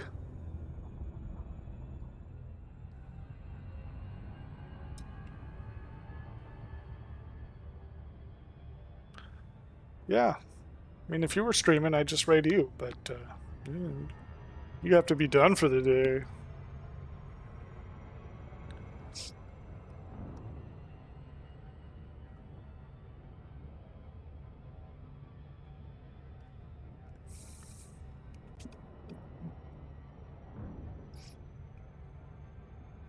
Do I have to be a follower of them first?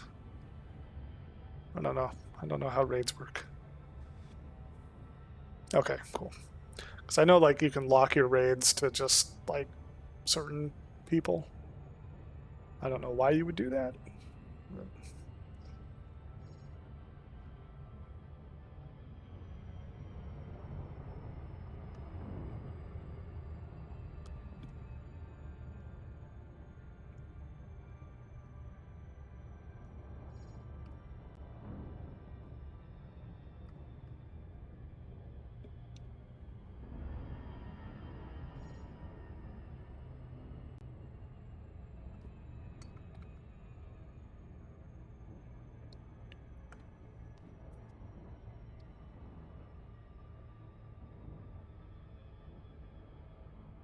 Ooh, this looks like a shepherd moon because it's on the edge of the ring here. That's cool.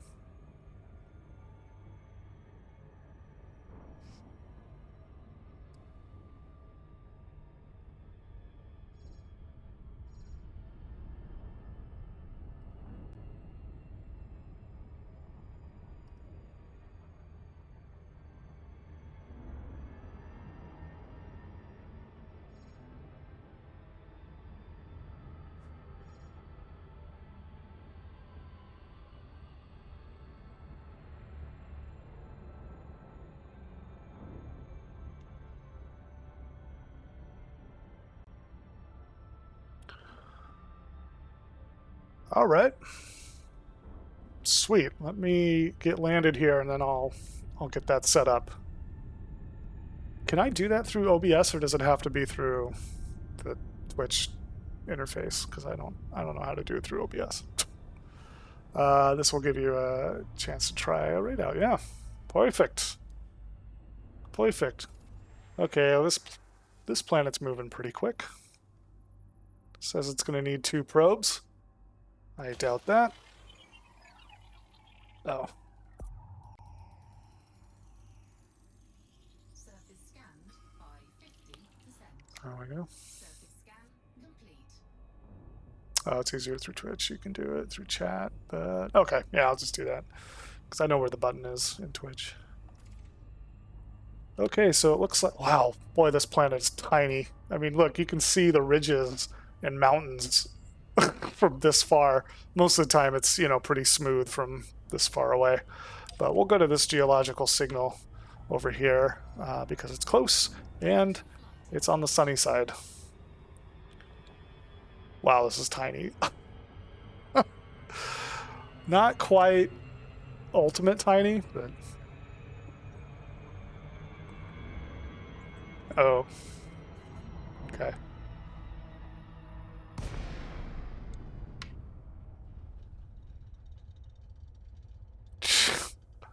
I mean, this thing is probably smaller than Pluto.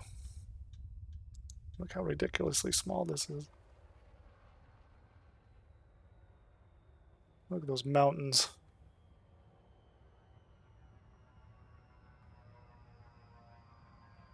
Canyons. That's fun.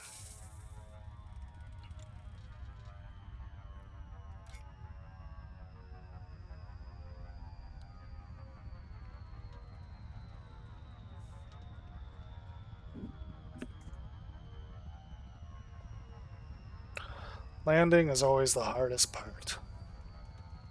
But this is a low G planet, so shouldn't have any issues.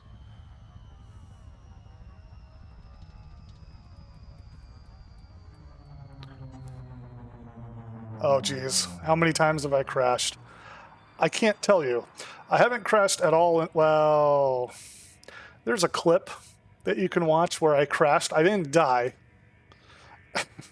But I did crash because I hit the boost at the wrong time. I don't know how many times I crashed. I generally crash in bigger ships because I often fly with kind of weak thrusters because the smaller thrusters are lighter, so I can get higher jump ranges. But the problem is if you're going to a high G planet, which I would consider anything with Earth G or higher, so 1G plus as high G, those can be a little tricky if you're not paying attention. That's really the only time you actually crash, is if you don't take note of the G's before you try. That's probably it, huh? Just Czar, yeah. I'll just do it through the regular interface. I think that'll be fine. But I appreciate it's probably faster just to do that. Turn on some night vision. Sometimes it helps, even though it's not dark over here, but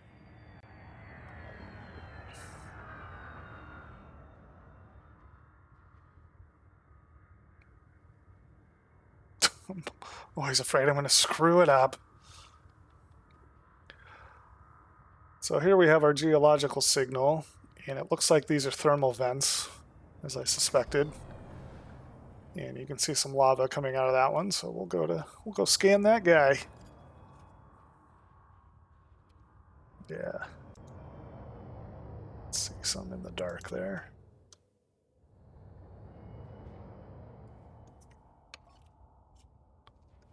So now if I had an SRV on this ship, I would land and just drive out to here.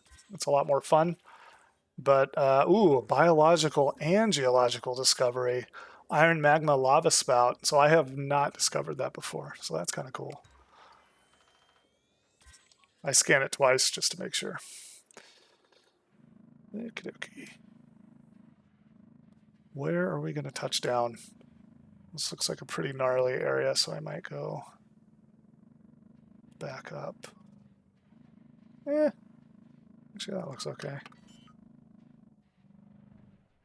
Yeah, that looks fine. I can land there. Landing gear deployed. Oh yeah, no problem. No problemo. Just fly over here. Zoop.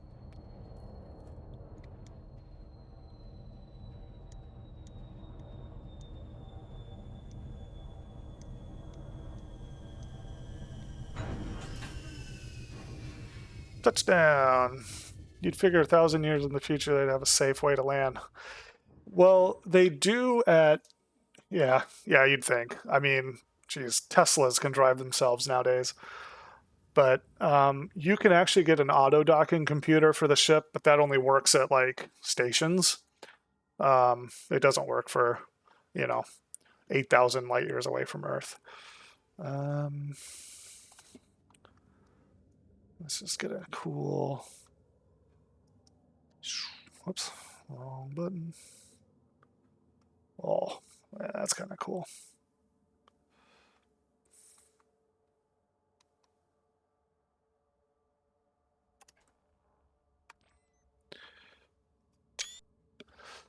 Okay.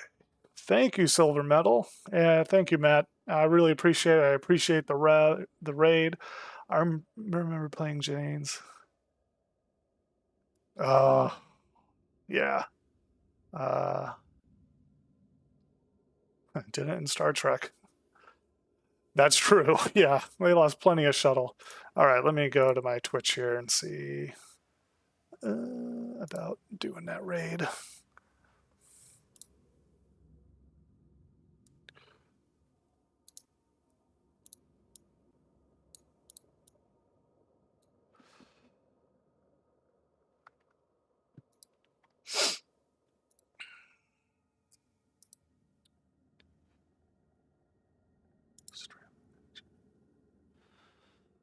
Okay, so let me switch back to the lobby just for the moment. And I just want to say thanks again. Thanks for joining me on this stream on our way out to Sagittarius A, the supermassive black hole in the center of the Milky Way galaxy, both in the game and IRL. I really appreciate the raid from Silver Medal Tavern and also the game we played earlier today, which was, what was it? Ultimate Tiny Galaxies, I believe. It was so cool. Thank you, Just Czar. Thanks for showing some cool Elite Dangerous.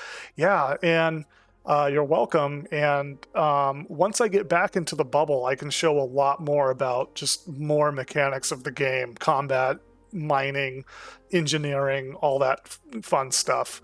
I've been playing for years. Taking this ship out, which is the starter ship in the game. Yeah, thanks, neat game. Yeah.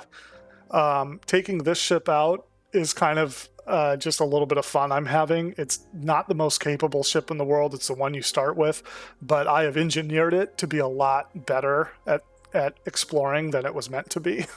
And that's just some of the fun, you know. It's just like how far can I push these things with the different combinations of parts that I can buy, and it's just really neat. Do you have a fleet of ships? I do. I think I have about 6 or 7 ships. Some of them are at my fleet carrier. Some of them are in the bubble, and the bubble is, again, that's just the colonized space where there's actual like people. You know, I think it's like 99.9% of the galaxy is devoid of human, and I used the word human on purpose there. Be careful out there if you start playing. That's all I'll say. Anyway, so yeah, so let me see how to do this raid. So raid channel, and then I can pick a live channel to raid. So it says no. Let's see.